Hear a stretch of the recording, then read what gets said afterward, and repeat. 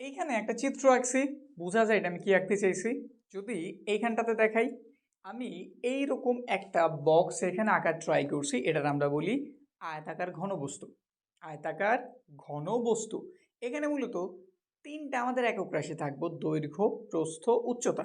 যেমন আমি এটা দিয়ে যদি বোঝানোর ট্রাই করি, ধরো এই অংশটা, সামনে একটা তল আছে, যদি এটা এইভাবে নেই, এই অংশটা ধরো আমাদের দৈর্ঘ্য, এই যেভাবে বুঝাইতেছে এটা আমাদের দৈর্ঘ্য, এটা আমাদের প্রস্থতা, এবং ভূমিতে রাখার ফলে সে যতটুকু উপরে আছে, এই যে এটা হচ্ছে তার উচ্চতা।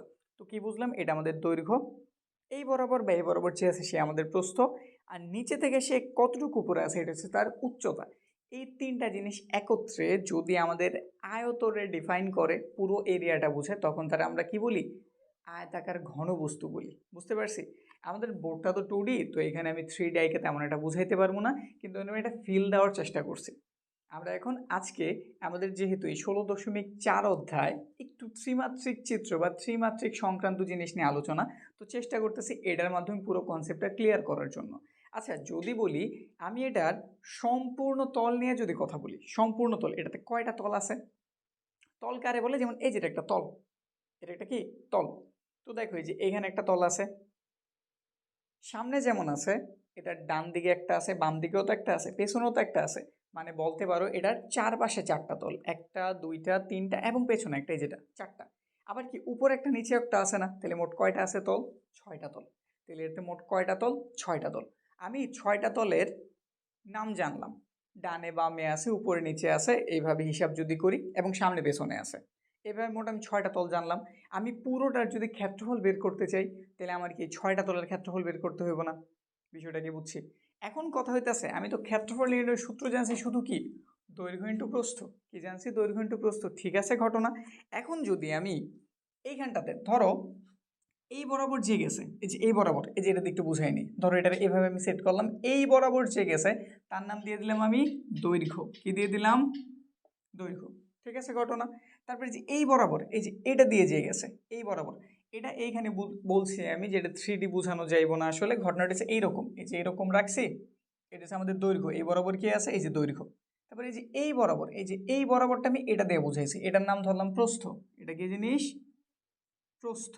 এবং সে এইভাবে যদি রাখি, এইখান থেকে এতটুক কতটুকু উঁচুতে আছে, এই এরিয়াটা বুঝেছি আমি উচ্চতা, বা এইটা বা এটার পেছনেরটা, এটার কি বুঝেছি?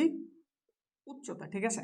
এখন হিসাবে সুবিধার জন্য যদি আমি দৈর্ঘ্যটারে এ ধইরা নেই, প্রস্থটারে ভি ধইরা নেই, এবং উচ্চতাটারে সি ধইরা নেই, তাইলে দেখো তো এই অংশটাতে, এটার কথা বলতেছি, যদি আমি এটার ক্ষেত্রফল বের করতে চাই, এটা তো দুটো অংশ আছে, একটা আছে আমাদের দৈর্ঘ্য আর একটা আছে আমাদের কি উচ্চতা।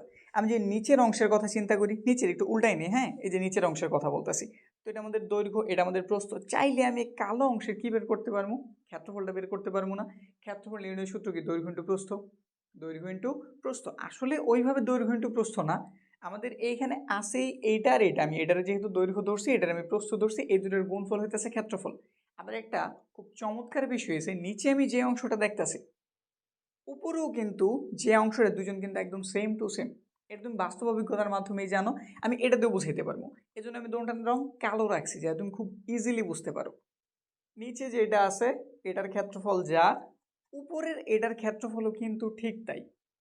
তো ধরে নিলাম নিচের এটার ক্ষেত্রফল দৈর্ঘ্যের প্রস্থরে গুণ করতেছে, এটার ক্ষেত্রফল হইতেছে এবি। উপরে এই যে এই অংশটা, এটাও কিন্তু সেম। এই যে আমি নিচে যে কালো দেয়া বুঝাইছি, নিচের যে কালো এটা হচ্ছে এই কালোটা, আর উপরে এই যে এটা যে বুঝাইছি এটা হচ্ছে উপরের এই কালোটা। বুঝতে পারছি? তো এর জন্য ক্ষেত্রফল কি এবি, এটার ক্ষেত্রফল আমরা কি জানলাম? এবি।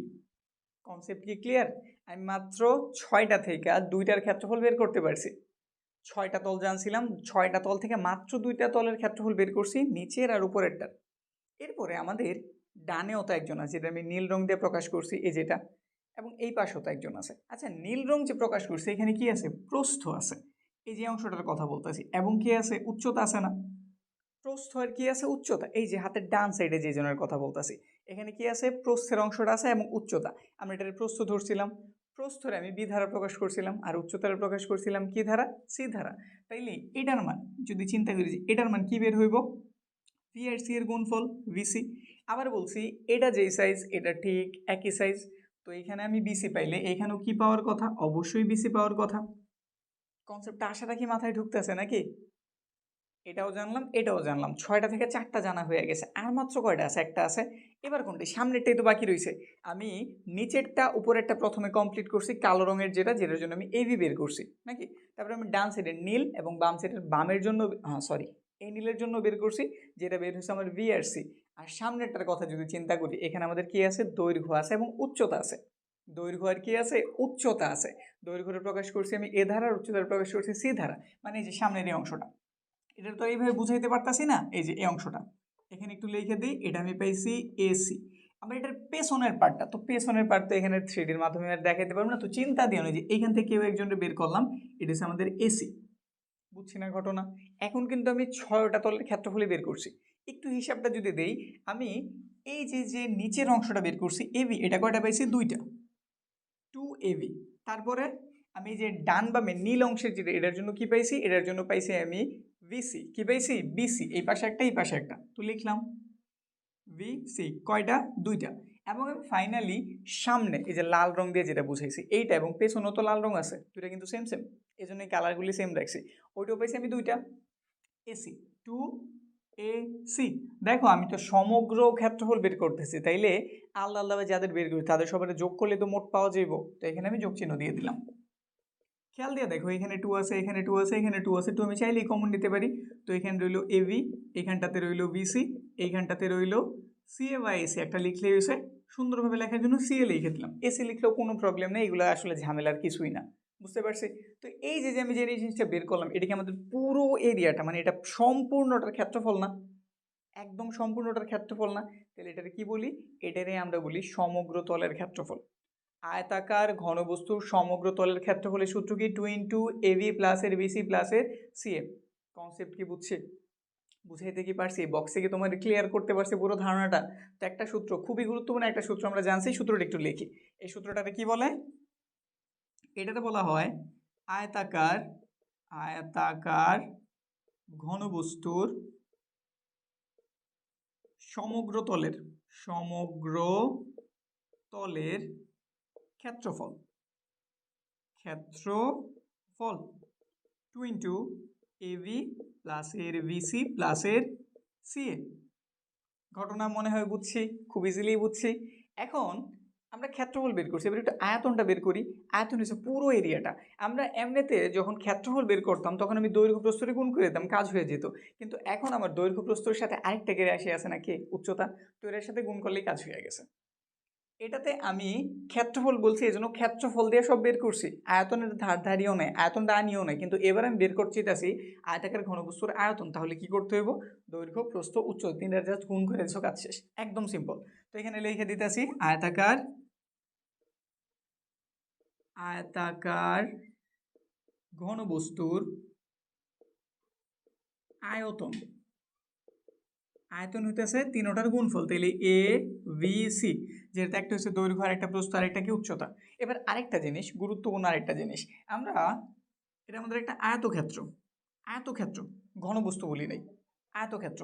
এটা কর্ণ কি? এই যে এই কোণ থেকে এই কোণটা না, এটা সূত্র আমরা কি জানছিলাম? এটা সূত্র আমরা জানছিলাম দৈর্ঘ্য স্কোয়ার যোগ প্রস্থ স্কোয়ার, মানে দৈর্ঘ্যের যদি A ধরি আর প্রস্থ যদি B ধরি, সূত্রটা দাঁড়াইছিল A স্কোয়ার প্লাস এর B স্কোয়ার। ঠিক আছে ঘটনা, কিন্তু আয়তাকার বস্তুতে ব্যাপারটা একটু অন্যরকম, বিষয়টা একটু অন্যরকম। এটার জন্য এটা আসলে তেমন ভালো মতো দেখাইতে পারবো না, এটা খুইলা দেখাইতে পারলে ভালো হইতো। বিষয়টা আমি ইজিলি তোমার বুঝাই দিই। তোমার একটা ঘর, ঠিক আছে, বর্গাকার একটা ঘর নিলাম, বা যেমনই হোক, আয়তাকার হইলেও কোনো প্রবলেম নাই। তুমি ঘরের যে কোনো একটা কর্নারে গিয়ে দাঁড়াইবা, সহজ কথা, দাঁড়ানোর দরকার নেই, চোখ দিয়ে একটু তাকাও, যেই ঘরেই তুমি বসে রইছো এটা থেকে তুমি তোমার পড়ার টেবিল থেকে ঘরের একটা কর্নারের দিকে তাকাও। ধরো আমি আমার হাতের বামে যে কর্নার আছে ওইখানে গিয়ে দাঁড়াইলাম, ঠিক আছে। ওইখানে দাঁড়ায় আমি আমার ডান সাইডেও না, আমার ডান সাইড বরাবর কোনাকুনি, ডান সাইড বরাবর কই কোনাকুনি, এই যেভাবে আমি কর্নারে দাঁড়াইছি, তারপর এই যে এই ফ্রন্ট কোনাকুনি, আমি যদি একদম উপরে তাকাই, আমি কিন্তু দাঁড়াইছি মেঝেতে, একদম ফ্লোরে, একদম নিচের কোনাটাতে।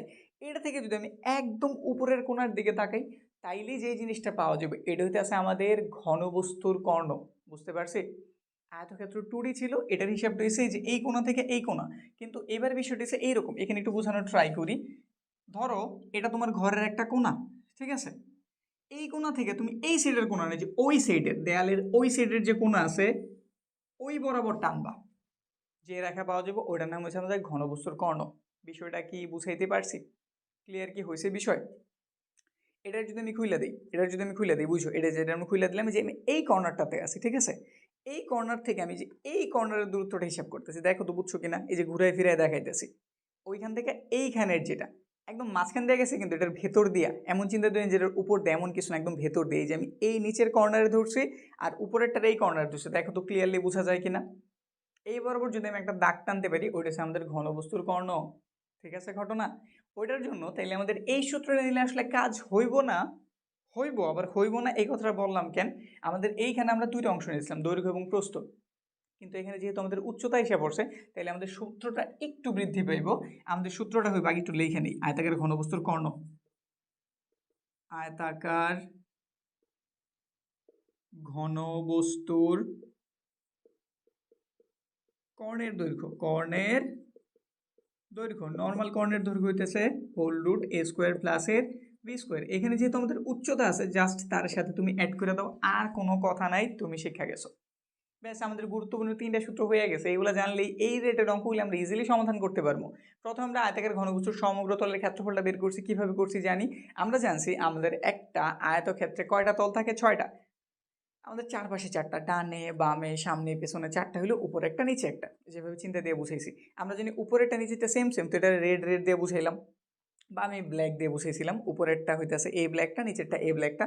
তারপর হচ্ছে ডানেরটা বুঝাইছিলাম এই এটা ধারা, বামেরটা এটা ধারা, সেম সেম, এর জন্য সেম কালার। সামনেরটা রেড, এই যে পেছনেরটাও রেড। তো আমি একটা একটা করে ক্ষেত্রফল বের করছি। তো এইখানে এটা একটা ক্ষেত্রফল, এটা একটা ক্ষেত্রফল, দুইটা হয়েছে, এই যেভাবে লিখছিলাম। তারপর এটা সেম সেম দুইটা হয়েছে, লিখছি। সামনেরটা পেছনেরটা দুইটা হয়েছে, লিখছি। দুই কমন নিচে একটা সূত্র বের হয়ে গেছে, 2 ইন্টু এবি প্লাস এর বিসি প্লাস এর সিএ, ঘটনা শেষ। এবার আয়তনের বেলায় কি করছি? দৈর্ঘ্য ইন্টু প্রস্থ, সাথে উচ্চতা আছে দিয়ে দিই, দৈর্ঘ্য প্রস্থ উচ্চতা, কমপ্লিট। কর্ণের বেলা একটু জটিলতা হয়েছে, এই যে এই কোণা থেকে এই কোণা, এই যে এইভাবে চিন্তা করলেই হয়ে গেছে। ঠিক আছে, বুঝছি, এটার কনসেপ্ট বুঝছি, এটার কাহিনী শেষ। এখন যদি আমাদের আয়তক্ষেত্রটা চেঞ্জ হয়ে যায়, যে এইরকম কিছু হয়ে যায়, রুবিক্স কিউব সবাই চিনি কেমন থাকে, এটা আমরা জানি। এটার দৈর্ঘ্য প্রস্থ উচ্চতা সব কিন্তু সেম টু সেম। আগেরটা ছিল আমাদের আয়তক্ষেত্র, ওইটা থেকে আমি ঘনবস্তুতে ডাইভার্ট হয়েছি, নাকি আয়তর হয়েছে দৈর্ঘ্য প্রস্থ আলাদা আলাদা, এজন্য তার পুরো এরিয়াটাতে একটা চেঞ্জ আসছে, দৈর্ঘ্য প্রস্থ উচ্চতা আলাদা আলাদা হয়েছে। কিন্তু আমাদের বর্গ থেকে মূলত এই ঘনবস্তুটা আসে, যেটা আমরা ঘনক বলি। কি বলি? ঘনক বলি। ঠিক আছে, এটার নাম কি? ঘনকার ঘনবস্তু না, এটার নাম হচ্ছে শুধু ঘনক। তো ঘনক হয়েছে এই যে আমাদের এটার দৈর্ঘ্য প্রস্থ উচ্চতা সব কিছু সমান। তুমি এই তিনটা সূত্র যেহেতু জানো, এটা থেকে তুমি খুব ইজিলি এই ঘনকের এই তিনটা সূত্র বের করতে পারো। কিভাবে করতে পারো একটু বুঝাই নেই, তুমি নিজে জানো। এটা আমি দেখাইতেছি কি কারণে? দেখানোর একটি উদ্দেশ্য, এটার দৈর্ঘ্য প্রস্থ, মানে যেটা যে দৈর্ঘ্য চিন্তা করি, এটার যে দৈর্ঘ্য চিন্তা করি, এটা হচ্ছে প্রস্থ, এই যেটা উচ্চতা, তিনটা কি সেম সেম না? তো ঘটনাটা আমরা এইখানে একটু বোঝানোর ট্রাই করি, আমাদের একটু জায়গার প্রয়োজন আছে। এইগুলো আশা রাখি বুঝাইতে পারছি। এই চিত্র ক্লিয়ার করি, আমরা সূত্রের কাছে আইসা পড়ছি। এখন আমরা বের করতেছি বর্গের জন্য। কিসের জন্য? বর্গ বলতাছি না, ঘনক। আসলে বর্গ থেকে আসছে, এই জন্য বর্গ বলছি, বর্গ না, ঘনক। ঠিক আছে, তো লিখে দিলাম ঘনকের সমগ্র তলের ক্ষেত্রফল। একটা বিষয় মাথায় আসছে, আমরা জানছি যে ঘনকের সব কিছু সমান, তাহলে এটার মান, মানে এ যেই কথা, ভি যেই কথা, সি একই কথা, মানে সবাই বলতে পারি আমরা এ, সবাই এখন কি এ। তাহলে এখানে এ, ভি এর মানও তো এ, এ গুণ করলে কি হয়ে যাবে? এ স্কোয়ার। এ গুণ করলে কি হবে? এ স্কোয়ার। ভি এটার মানও এ, সি এটার মানও এ, তাহলে এখানে আরও এ গুণ করলাম এ স্কোয়ার। এখানেও কি স্কোয়ার না? তো একটা স্কোয়ার, আরেকটা স্কোয়ার, আরেকটা স্কোয়ার, মোট কয়টা স্কোয়ার হইলো? স্কোয়ার হইলো 3টা। তাদের সামনে আবার কত গুণ আকারে আছে? 2। তো ফাইনালি কত? 6a square. পুরোপুরি বুঝছি, একদম সিম্পল জিনিস। এখানে আমাদের এই যে কথা, ভি একই কথা, এ ভি সবাই সমান, মানে সবাই এ। তো একটা এ আরেকটা এ স্কোয়ার, একটা এ আরেকটা এ স্কোয়ার, একটা এ আরেকটা এ square, A square A square A square. কয়টা স্কোয়ার হইলো? 3টে স্কোয়ার। 3-এর সাথে 2 কি আকার আছে? গুণ। 3 2 6, 6 স্কোয়ার। ব্যাস, আমরা এখন ঘনকের সমগ্র তলের ক্ষেত্রফল জানি। সমগ্র তলের ক্ষেত্রফল 6a স্কোয়ার। তারপর আবার ঘনকের কি জানতে চেয়েছি? এবার আয়তনটা বের করতেছি। ঘনকের আয়তন, দৈর্ঘ্য ইন্টু প্রস্থ ইন্টু উচ্চতা। ঘটনা হচ্ছে সবাই তো এখন এ, তো এ গুণ এ কি হয়ে গেল, এ কিউব। ঘটনা শেষ, এ কিউব। এককগুলি জানি, ক্ষেত্রফল থাকলে অবশ্যই বর্গ লিখতে হইব, আয়তন থাকলে ঘন লিখতে হবে। ইজি কনসেপ্ট জানি, এগুলো লিখতেছি না, এগুলো যখন আমি অঙ্কগুলি করা অনুশীলন নিই তখন বিস্তারিত বলবো, ঠিক আছে? আপাতত শুধু সূত্রের দিকে ফোকাস করি। তারপরে কর্ণের হিসাব যদি করি, একই তো কথা। এখন এখানে সবে একটা স্কোয়ার একটা স্কোয়ার একটা স্কোয়ার, তো রুটের ভিতরে একটা স্কোয়ার আছে, আরেকটা স্কোয়ার আছে, আরও একটা স্কোয়ার আছে। রুট দিলাম, একটা দুইটা তিনটা, কয়টা হইলো? তিনটা হইলো না? 3a square. রুট করলাম, আমাদের 3 এর উপর রুট রয়ে গেল, কিন্তু এর উপর তো স্কোয়ার আছে, তাহলে সে রুট থেকে মুক্ত, রুট 3a। তাহলে আমরা কি লিখতে পারি? ঘনকের কর্ণের দৈর্ঘ্য, কর্ণের দৈর্ঘ্য কত জানছি? Root 3a। শেষ। বুঝছি জটিল কি লাগছে? ইজিলি বুঝাইতে পারছি না? তো এগুলো যদি ইজিলি বুঝে থাকো, তুমি অঙ্কগুলিও খুব ইজিলি সমাধান করতে পারবা। চলো এবার ধাপে ধাপে অনুশীলনীতে কোন অঙ্কগুলি আমাদের বিশেষভাবে প্রয়োজন, এই রিলেটেড মানে এই কয়েকটা সূত্রের আন্ডার কে কে আছে ওগুলোর সমাধান আগে করি। এক নম্বরটাতে কি বলা আছে? একটি আয়তাকার ঘনবস্তুর দৈর্ঘ্য দিয়ে দিছে, প্রস্থ দিয়ে দিছে, উচ্চতাও দিয়ে দিছে। এর পৃষ্ঠতলের ক্ষেত্রফল সূত্র জানলেই হয়েছে, কর্ণের দৈর্ঘ্য সূত্র অ্যাপ্লাই করলেই হয়েছে, এবং আয়তনও জানতে চেয়েছে। মানে তুমি তিনটা সূত্র যে শিখছো ওই তিনটা সূত্র অ্যাপ্লাই করলেই কাজ কমপ্লিট। জাস্ট সূত্রগুলির মধ্যে মান বসায় দাও, কাজ শেষ। কিভাবে করবা? তো প্রথমে লিখে নেই, এখানে ঘনবস্তুগুলির দৈর্ঘ্য দেওয়া আছে না, তো এটি লিখলাম, দেওয়া আছে, দেওয়া আছে। ঘনবস্তুর আয়তাকার ঘনবস্তু লিখলে ভালো হয়, আয়তাকার ঘনবস্তুর দৈর্ঘ্য, আমরা এই ধারা প্রকাশ করি, লিখে দিলাম 16 মিটার। প্রস্থ বি ধারা প্রকাশ করি, ওইটা দিয়েছে 12 মিটার। এবং উচ্চতা, এটা সি ধারা প্রকাশ করলাম, এবং মান দিয়েছে 4.5 মিটার। প্রথমে কি জানতে চেয়েছে? পৃষ্ঠতলের ক্ষেত্রফল। সূত্রটা জানি তো নাকি? সূত্রটা কি লিখি? আমরা জানি আয়তাকার ঘনবস্তুর সমগ্র তলের, এখানে কি লিখছে? পৃষ্ঠতল সমগ্রতল, এখানে একই জিনিস তো। পৃষ্ঠতল মূলত আমরা যে সূত্রটা সমগ্র তলে ব্যবহার করছি ওইটি। এখানে লিখে দিলাম আয়তাকার ঘনবস্তুর পৃষ্ঠের ক্ষেত্রফল, পৃষ্ঠের ক্ষেত্রফল সূত্র জানছিলাম 2 ইন্টু ab প্লাস এর বিসি প্লাস এর সিএ। ক্ষেত্রফল থাকলে একটা কথা লিখতে হইব, বর্গ, আর একক হইতেছে মিটারে, দিয়ে দিলাম। 2 এর মান কত জানছি? 16। বি এর মান কত জানছি? 12। বি এর মান 12, সি এর মান জানছি 4.5। সি এর মান 4.5, এর মান জানছি কত? 16 বর্গমিটার। ক্যালকুলেটর ব্যবহার করি, হিসাবটা যদি করি, এখানে কত দেওয়া আছে? এখানে দেওয়া আছে 16, তার সাথে গুণ আছে 12, এরপরে আছে আমাদের প্লাস 12 গুণ 4.5, তারপর দেওয়া আছে আবার 4.5 ইন্টু 16, পুরোটার সাথে আবার 2 আছে গুণ আকারে, তো ফাইনাল অ্যান্সার বের হইল 636 বর্গ মিটার। শেষ, কমপ্লিট। কত জানছি? 636 বর্গমিটার। এরপর কি জানতে চেয়েছে? কর্ণের দৈর্ঘ্য। তো লিখি আয়তাকার ঘনবস্তুর কর্ণের দৈর্ঘ্য, কর্ণের দৈর্ঘ্যটা কি জানছিলাম? Root over A square B square C square. এর মান 16, তার সাথে আছে স্কোয়ার। ভি এর মান জানছি 12, তার সাথে আছে স্কোয়ার। সি এর মান 4.5 জানছি, এটার উপরও স্কোয়ার। Whole root. রেজাল্টগুলি কি বের হয়? 16 স্কোয়ার 200, সেখানটা থেকে ওইটা দেখাই, 256, 144, আর 4.5 এর যদি স্কোয়ার করি 20.25। সবার যোগ করলে কত বের হয়? 144, তার সাথে হইতেছে 256। তুমি ডেলে যা রেগো করতে পারো, কোনো ঝামেলা আসলে নাই। তো এখানে পেয়েছি আমি 420.25, এটার যদি রুট করি 20.5, 20.5। এটা আমাদের কর্ণের দৈর্ঘ্য। এবং ফাইনালি কি জানতে চেয়েছে? আয়তন জানতে চেয়েছে। তো লিখে দিলাম আয়তন হইতেছে দৈর্ঘ্য গুণ প্রস্থ গুণ উচ্চতা, এবিসি। এর মান কত? 16, বি এর মান 12 এবং সি এর মান 4.5। 16 গুণ 12 গুণ 4.5, 864। আমাদের এখানে যে কর্ণের একক কিন্তু হইব মিটার। কর্ণের একক কি হইব এখানটাতে? মিটার হইব। Metre metre metre. আর আমাদের আয়তন যেটার একক হইব ঘন মিটার। ঘন মিটার ঘন মিটার। ক্ষেত্রফলের সময় বর্গ ব্যবহার করবা, কর্ণের সময় শুধু মিটার বা সেন্টিমিটার যেটা দেওয়া আছে, আর আমাদের আয়তনের সময় ঘন ব্যবহার করতে হবে। শেষ, কমপ্লিট। আমরা এটা বুঝছি। পরেরটার দিকে তাকাই। একটি আয়তাকার ঘনবস্তুর দৈর্ঘ্য প্রস্থ উচ্চতার অনুপাত দিয়ে দিছে, কর্ণের দৈর্ঘ্যটা দিয়ে দিছে। এটার হেল্প নিয়ে আমাদের তাহলে বাকি বাহুগুলির মান উদ্ধার করতে হইব, তারপর আমাদের তলের ক্ষেত্রফল বের করতে, মানে এই সূত্রটা অ্যাপ্লাই করতে হইব। কিন্তু প্রথম কাজ কি, আমাদের এই তথ্যগুলি আর এই যে কর্ণের যে দৈর্ঘ্য আছে এই দুটা ব্যবহার কইরা এর মান মানে দৈর্ঘ্যের মান, প্রস্থের মান, উচ্চতার মান বের করতে হইব। তো এগুলো ক্লিয়ার করি। খুব ইজি ছিল আমাদের প্রথমটা, 2 নাম্বারটাও ইজি। প্রথম অঙ্কগুলি সাধারণত ইজি, আর এর তেমন জটিল অঙ্ক আসলে ওই রকম ভাবে নাইও, কিন্তু যখনই 3টা রাশি আইসা পড়ে মানে সূত্রটা বড় দেখা যায়, মনে হয় জটিল কিছু হয়তো শুরু হয়ে গেছে। আসলে ইজি। 2 নাম্বার, এগুলো যেহেতু আমাদের অনুপাত দেওয়া, মানে বলতে পারো একদম একুরেট কোনো মান না, মানের একটা এমন মান দিয়েছে সে কিছু একটা গুণ করলে আমরা সঠিক মানটা খুঁজে পাবো। তো কত গুণ করবো জানি, এই জন্য এক্স ধরে নেই। কিন্তু এর আগে আমি একটু একটা কথা ধরে নিতেছি। ধরি, মনে করি লিখে দিই, মনে করি আয়তাকার ঘনবস্তুর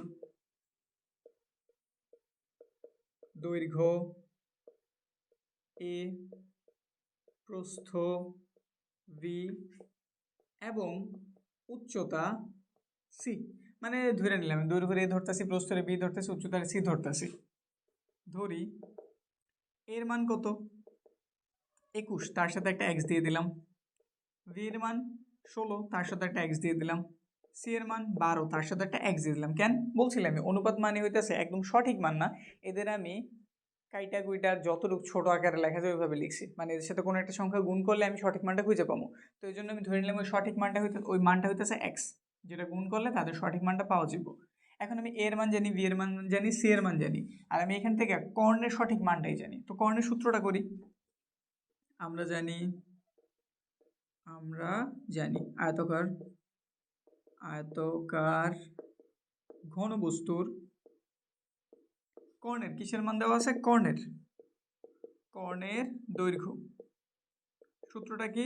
√2 a square B square C square. একটু মানগুলি বসাই নেই। আমি এর মান তো জানছি, এর মান আমি কত ধরছি? 21 এক্স স্কোয়ার।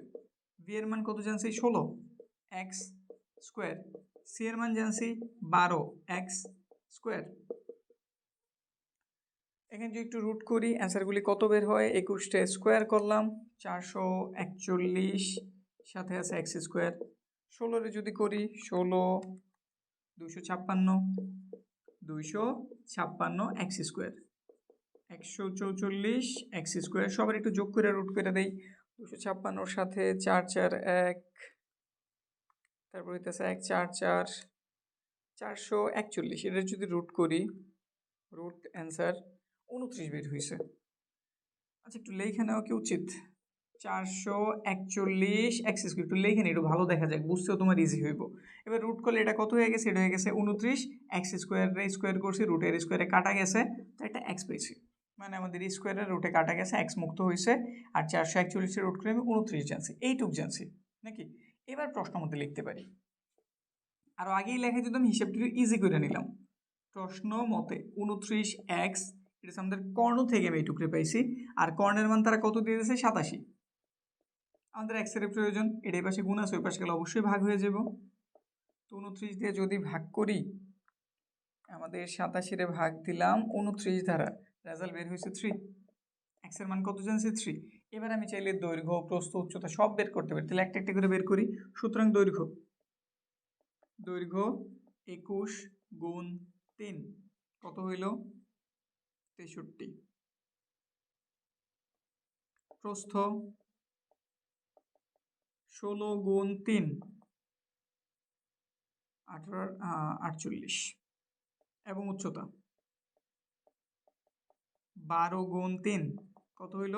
36। এককগুলি কিসে দেওয়া ছিল? সেন্টিমিটার। তো এগুলো বের হইব সেন্টিমিটার। তো আমি দৈর্ঘ্য জানি, প্রস্থ জানি, উচ্চতা জানি, আমার কাছে কি খুঁজতে বলছে? ঘনবস্তুটির তলের ক্ষেত্রফল। কিসের ক্ষেত্রফল? তলের ক্ষেত্রফল। তলের ক্ষেত্রফল সূত্রটা কি মনে আছে? তলের ক্ষেত্রফল তুমি লিখে নিবে আয়তাকার ঘনবস্তুর, আয়তাকার ঘনবস্তুর তলের ক্ষেত্রফল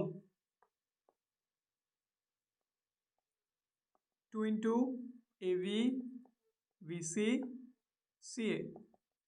2 ইন্টু এর মান জানছি 63, তার সাথে গুণাকার আছে 48, তারপরে আবার 48, তার সাথে গুণাকার আছে 36, তারপরে 36, তার সাথে গুণাকার আছে 63। সবাই গুণ করলেই কাজটা হয়ে যাবে আসলে। 63, 48, 48, 36, 48 গুণ 36, তারপরে 36, তার সাথে 63। তুমি একবার ক্যালকুলেটর সব তুলে করে নিতে পারো, একটু ভাঙ্গে ভেঙ্গে দেখাইতেছি ইজি এর জন্য। যদি মনে হয় খুব স্লো করতে চাই না, দেখে নিতে পারো, ঠিক আছে? একবার তুলে দিলেও কাজ হয়ে যাবে। তো এখানে 22, তার সাথে যোগ করলাম আমি 1728, তার সাথে যোগ করলাম 30, 24, এর সাথে সামনে আবার আছে 2, তো রেজাল্ট বের হইল 14040। যেহেতু এটা আমাদের ক্ষেত্রফল, তাহলে অবশ্যই কথা কি অ্যাড হইব? বর্গ সেন্টিমিটার। শেষ। আবার চাইলে তুমি সেন্টিমিটার থেকে এটা মিটারে নিতে পারো, তো সেক্ষেত্রে কত? 100 দ্বারা ভাগ করলে হইব না, এটা কিন্তু আমাদের কি ক্ষেত্রফল। তো সেক্ষেত্রে কি করতে হইব? আলাদাভাবে তোমার যেমন দৈর্ঘ্যটার আলাদা করতে হইব, প্রস্থটার আলাদা করতে হইব।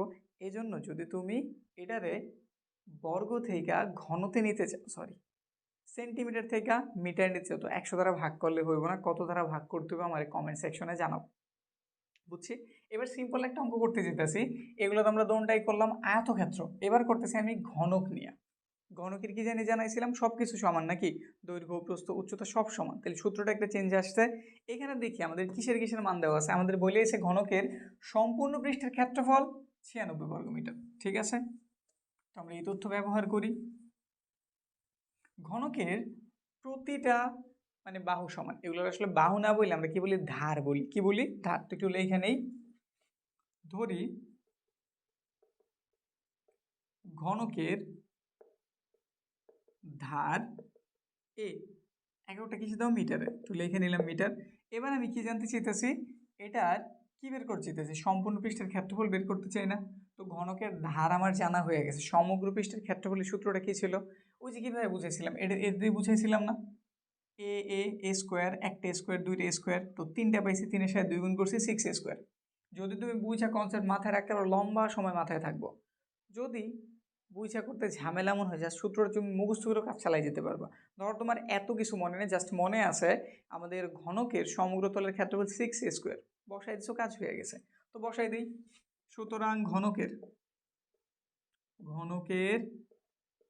সমগ্র, বা তারা যেটা লেখছে তারা লেখছে সম্পূর্ণ, তো আমরা সম্পূর্ণ দিয়ে লিখি। সম্পূর্ণ পৃষ্ঠের ক্ষেত্রফল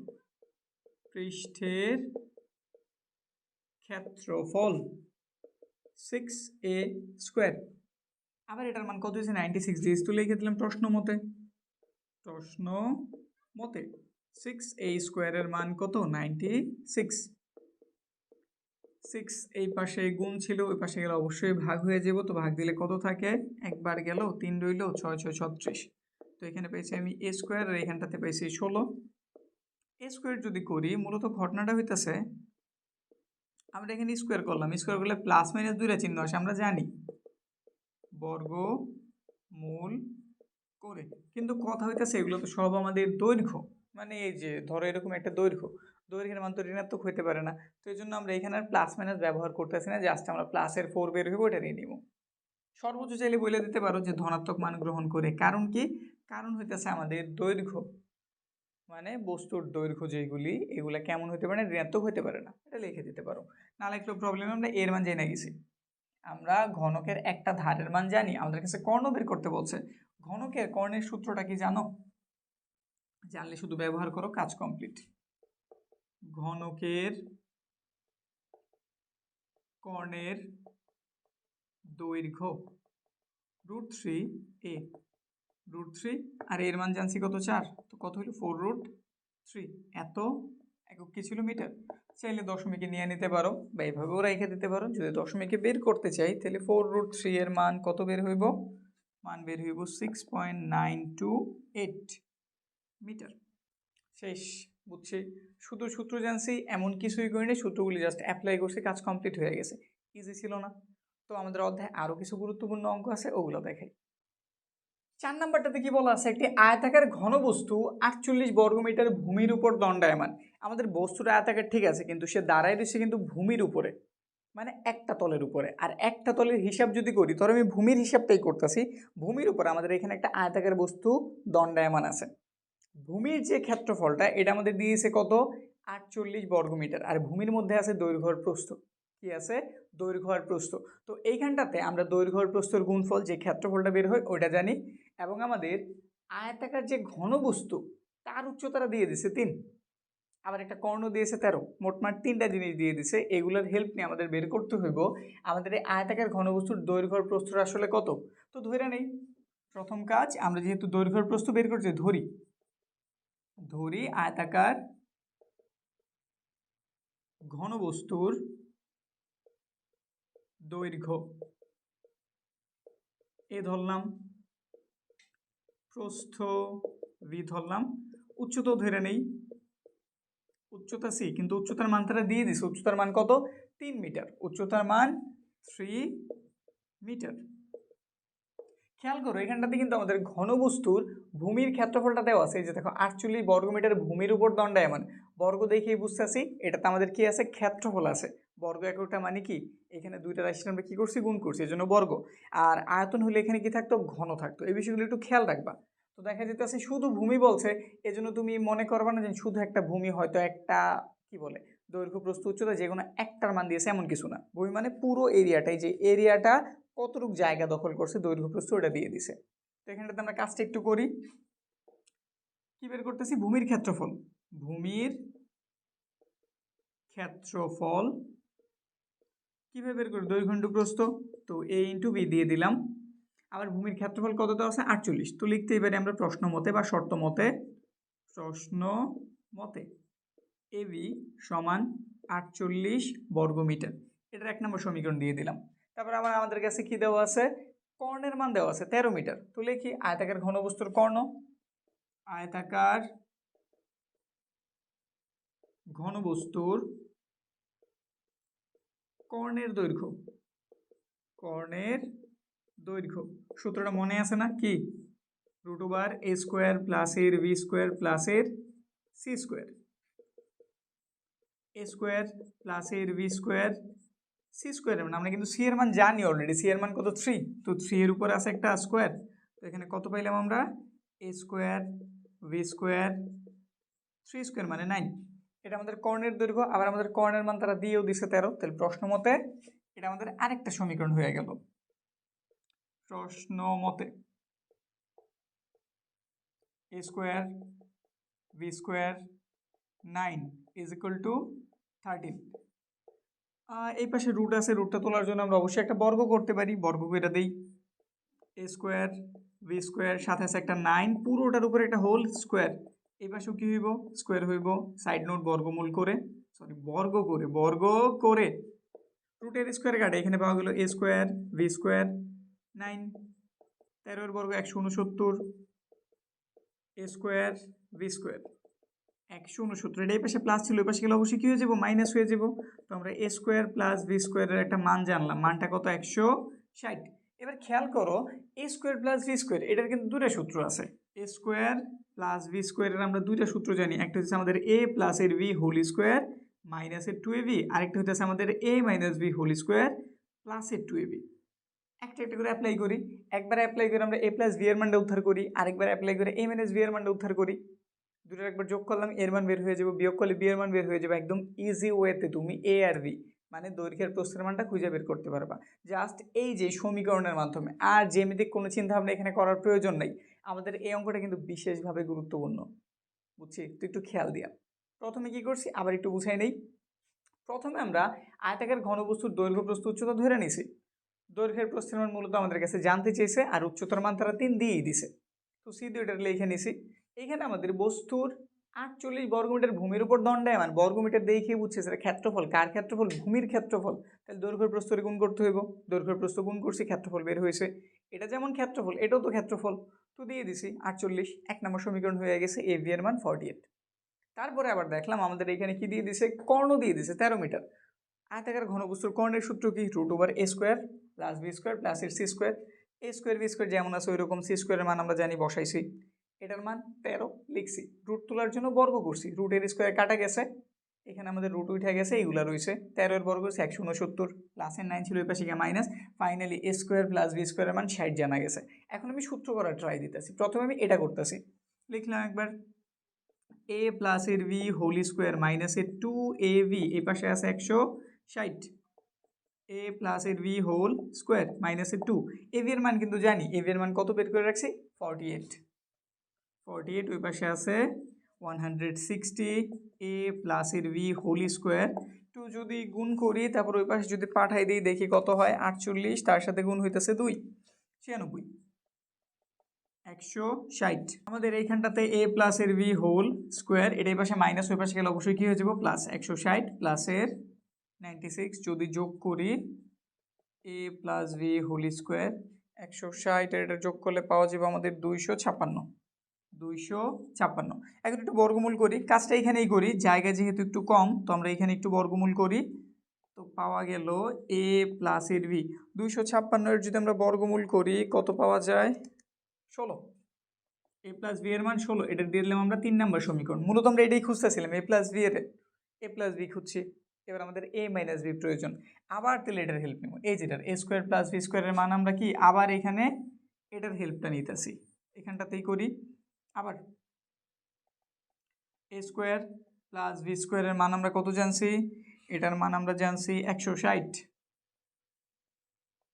এ মাইনাসের ভি হোল স্কোয়ার, এবার এই সূত্রটা করতেছি, প্লাসের 2ab 160, এ মাইনাসের ভি হোল স্কোয়ার প্লাসের 2, এ ভি এর মান কত? এ ভি এর মানে যে এখানে বের হয়েছে 48। চাইলে আবার লিখতে পারো যে 1 নং এর হেল্প নিয়ে, ওই যে সাইড নোটে বলতে পারো, যেমন এইখানে আমরা মানটা বসাইছি না, এ ভি এর মান কই বসেছে, এখানে চাইলে লিখতে পারি যে 1 নং হতে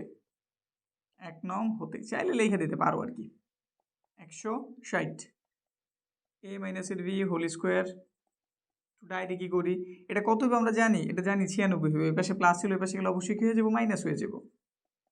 তো এ মাইনাসের ভি হোল স্কোয়ার 160 থেকে যদি আমরা 96 বাদ দিই তাহলে পাওয়া যায় 64, আর যদি রুট করি তাহলে পাওয়া যায় 8। এগুলো আমাদের সব হচ্ছে দৈর্ঘ্যের অঙ্ক, তো ওই জন্য এখানে কিন্তু যে রুট আসছে এই জন্য যে প্লাস মাইনাস দোনোটা দিতে হবে এমন কিছু না, আমরা এখানে শুধু ধনাত্মক মানগুলি নিব, বুঝছি? এটা আমাদের 3 নম্বর সমীকরণ, এটা আমাদের 4 নম্বর সমীকরণ। আমরা জায়গার সংকটে পড়ে গেছি, কিন্তু আমি বুঝতেই পারছি এখন আমাদের অল্প একটু কাজই বাকি আছে। 3 আর 4 একবার যোগ করতে হইব, এ এর মান বের হইব, 3 থেকে 4 একবার বিয়োগ করতে হবে, বি এর মান বের হইব, তাইলেই কাজ শেষ। তো এখানে একটু জায়গা তৈরি করি, এখানে একটু করি, 3 যোগ 4 করে এ প্লাস এর ভি ইজ ইকুয়াল টু কত জানছি? 16, আর এ মাইনাস ভি এর মান জানছি আমরা 8, যোগ করলে এটা কাটা 2a হইল, এখানটাতে হইল কত? 8 দুগুণে 16, 3 8 24 নাকি? তাহলে এর মান কত? 24 রে 2 দিয়ে ভাগ করলাম 12, দৈর্ঘ্য আমরা কত জানছি? 12, দৈর্ঘ্য কত জানা হইল? 12। 16 যোগ 8 24 ভাগ হইতেছে আমাদের কত? ভাগ হইতেছে 2 ধারা 12, হ্যাঁ ঠিকঠাক আছে, 12 মিটার একটা বের করছি। আবার যদি আমি 3 থেকে 4 এর বিয়োগ করি, এ প্লাস এর V is equal two 16, A minus এর ভি ইজ ইকুয়াল টু 8, চিহ্নগুলি পাল্টাই যাব, এটা কাটা, দুইটা বি পাওয়া গেছে, বিয়োগ করলে এখানে 8 রইল, তাহলে বি এর মান কত? 8 এর 2 দিয়ে ভাগ দাও 4, বুঝছি? তাহলে দৈর্ঘ্য পাওয়া গেছে আমাদের কত? 12 মিটার দৈর্ঘ্য জানতে চেয়েছিল, প্রস্থ জানছিল, প্রস্থ বের হয়েছে 4। বিষয় কি বুঝছি? কনসেপ্ট কি ক্লিয়ার? এই পর্যন্ত ভালো মতো বুঝছিলাম। এবার আমরা কি করছি, শুধু এই পাশে দেখো আমরা এ ভি এর মান বসাইছি, এটা হয়ে গেছে 96, এই পাশে মাইনাস, ওই পাশে গেলে কি হয়ে গেছে? প্লাস, স্কোয়ার ছিল রুট করছি, তো এ প্লাস ভি এর মান 16 জানছি। সেমভাবে আমি এ স্কোয়ার প্লাস ভি স্কোয়ারের মাইনাসের সূত্রটা করছি যাতে এ মাইনাস ভি এর মানটা জানা যায়। এই যে সূত্র A minus B whole square plus A 2ab, এদের সূত্র একটু মাথায় রাখো, আশা রাখি তোমাদের এগুলো জানা আছে, তা একটু খেয়াল রাখো। 48 সাথে 2 গুণ, এ পাশে প্লাস ছিল, এ পাশে গিয়ে মাইনাস হয়েছে, বিয়োগ করছি 64 হয়েছে, বর্গমূল করছি 8 বের হয়েছে। 3 আর 4 একবার যোগ করছি, এর মান বের হয়েছে, বিয়োগ করছি, আমাদের বি এর মান বের হয়ে গেছে। আর এগুলো আমাদের কাছে জানতে চেয়েছে।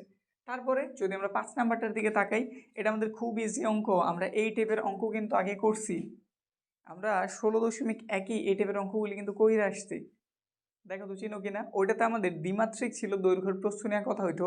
এখানে আমাদের দৈর্ঘ্য, প্রস্থ, উচ্চতা তিনটা নিয়ে কথা হয়েছে। প্রক্রিয়াটি একটু বুঝি, এটার আর প্রয়োজন নাই, এটা ক্লিয়ার করি। প্রশ্নটি একটু দেখো তো কি বলছে। একটি আয়তাকার ঘনবস্তু, একটি আয়তাকার কাঠের বক্স, ঘনবস্তু নেবে একটা কাঠের বক্স দিয়ে দিছে। কাঠের বক্স দিয়েছে, বাইরের মাপ 8 সেন্টিমিটার, 6 সেন্টিমিটার, 4 সেন্টিমিটার। ঘনক যেহেতু, ঘনবস্তু যেহেতু, দৈর্ঘ্য, প্রস্থ, উচ্চতা তিনটা জিনিস আছে। কয়টা জিনিস আছে? তিনটা।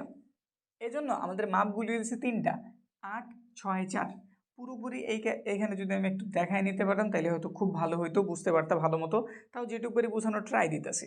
আমাদের এটা একটা বক্স চিন্তা করো, হ্যাঁ, আয়তাকার বক্স। তো যেমনই হোক একটু আকার ট্রাই দেই। বুঝছি, এটা কাঠের বক্স। এখন কাঠের পুরুত্ব তো আছে নাকি? চিকন হইতে পারে বা একটু মোটাও হইতে পারে, হইতে পারে না? একদম পাতলা হোক, তাও তো একটা পরিমাণ আছে, পরিমাণ আছে না? যদি একটু সামনে কিছু আছে কিনা দেখি, কোনরকম একটু বোঝানো যায় কিনা। ধরো এটা দিয়ে বুঝাইতেছি। এই যে একটু এদিকে তাকাই, এই যে দেখছি কাঠের পুরুত্ব। এটা একটা আয়তাকার বস্তু। ধরো এখানে একটা ঢাকনা আছে, এটার মধ্যে একটা কি আছে? ঢাকনা আছে। এটা আমাদের একটা কাঠের বক্স, যেটার বাইরের কিসের মাপ? বাইরের মাপ। ধরো সবচেয়ে বড় মাপ এটা, এটা হচ্ছে আমাদের এই 8 সেন্টিমিটার। তারপরে ধরো 6-এর কথা বলছে। এরপরে কোনটা? এরপরে ধরো এটা এদিকে একটু বর্গাকার আছে, তো ধরে নিলাম ধরো এই যে এটা হইতেছে 4, ঠিক আছে? এটা হইতেছে কত? 4।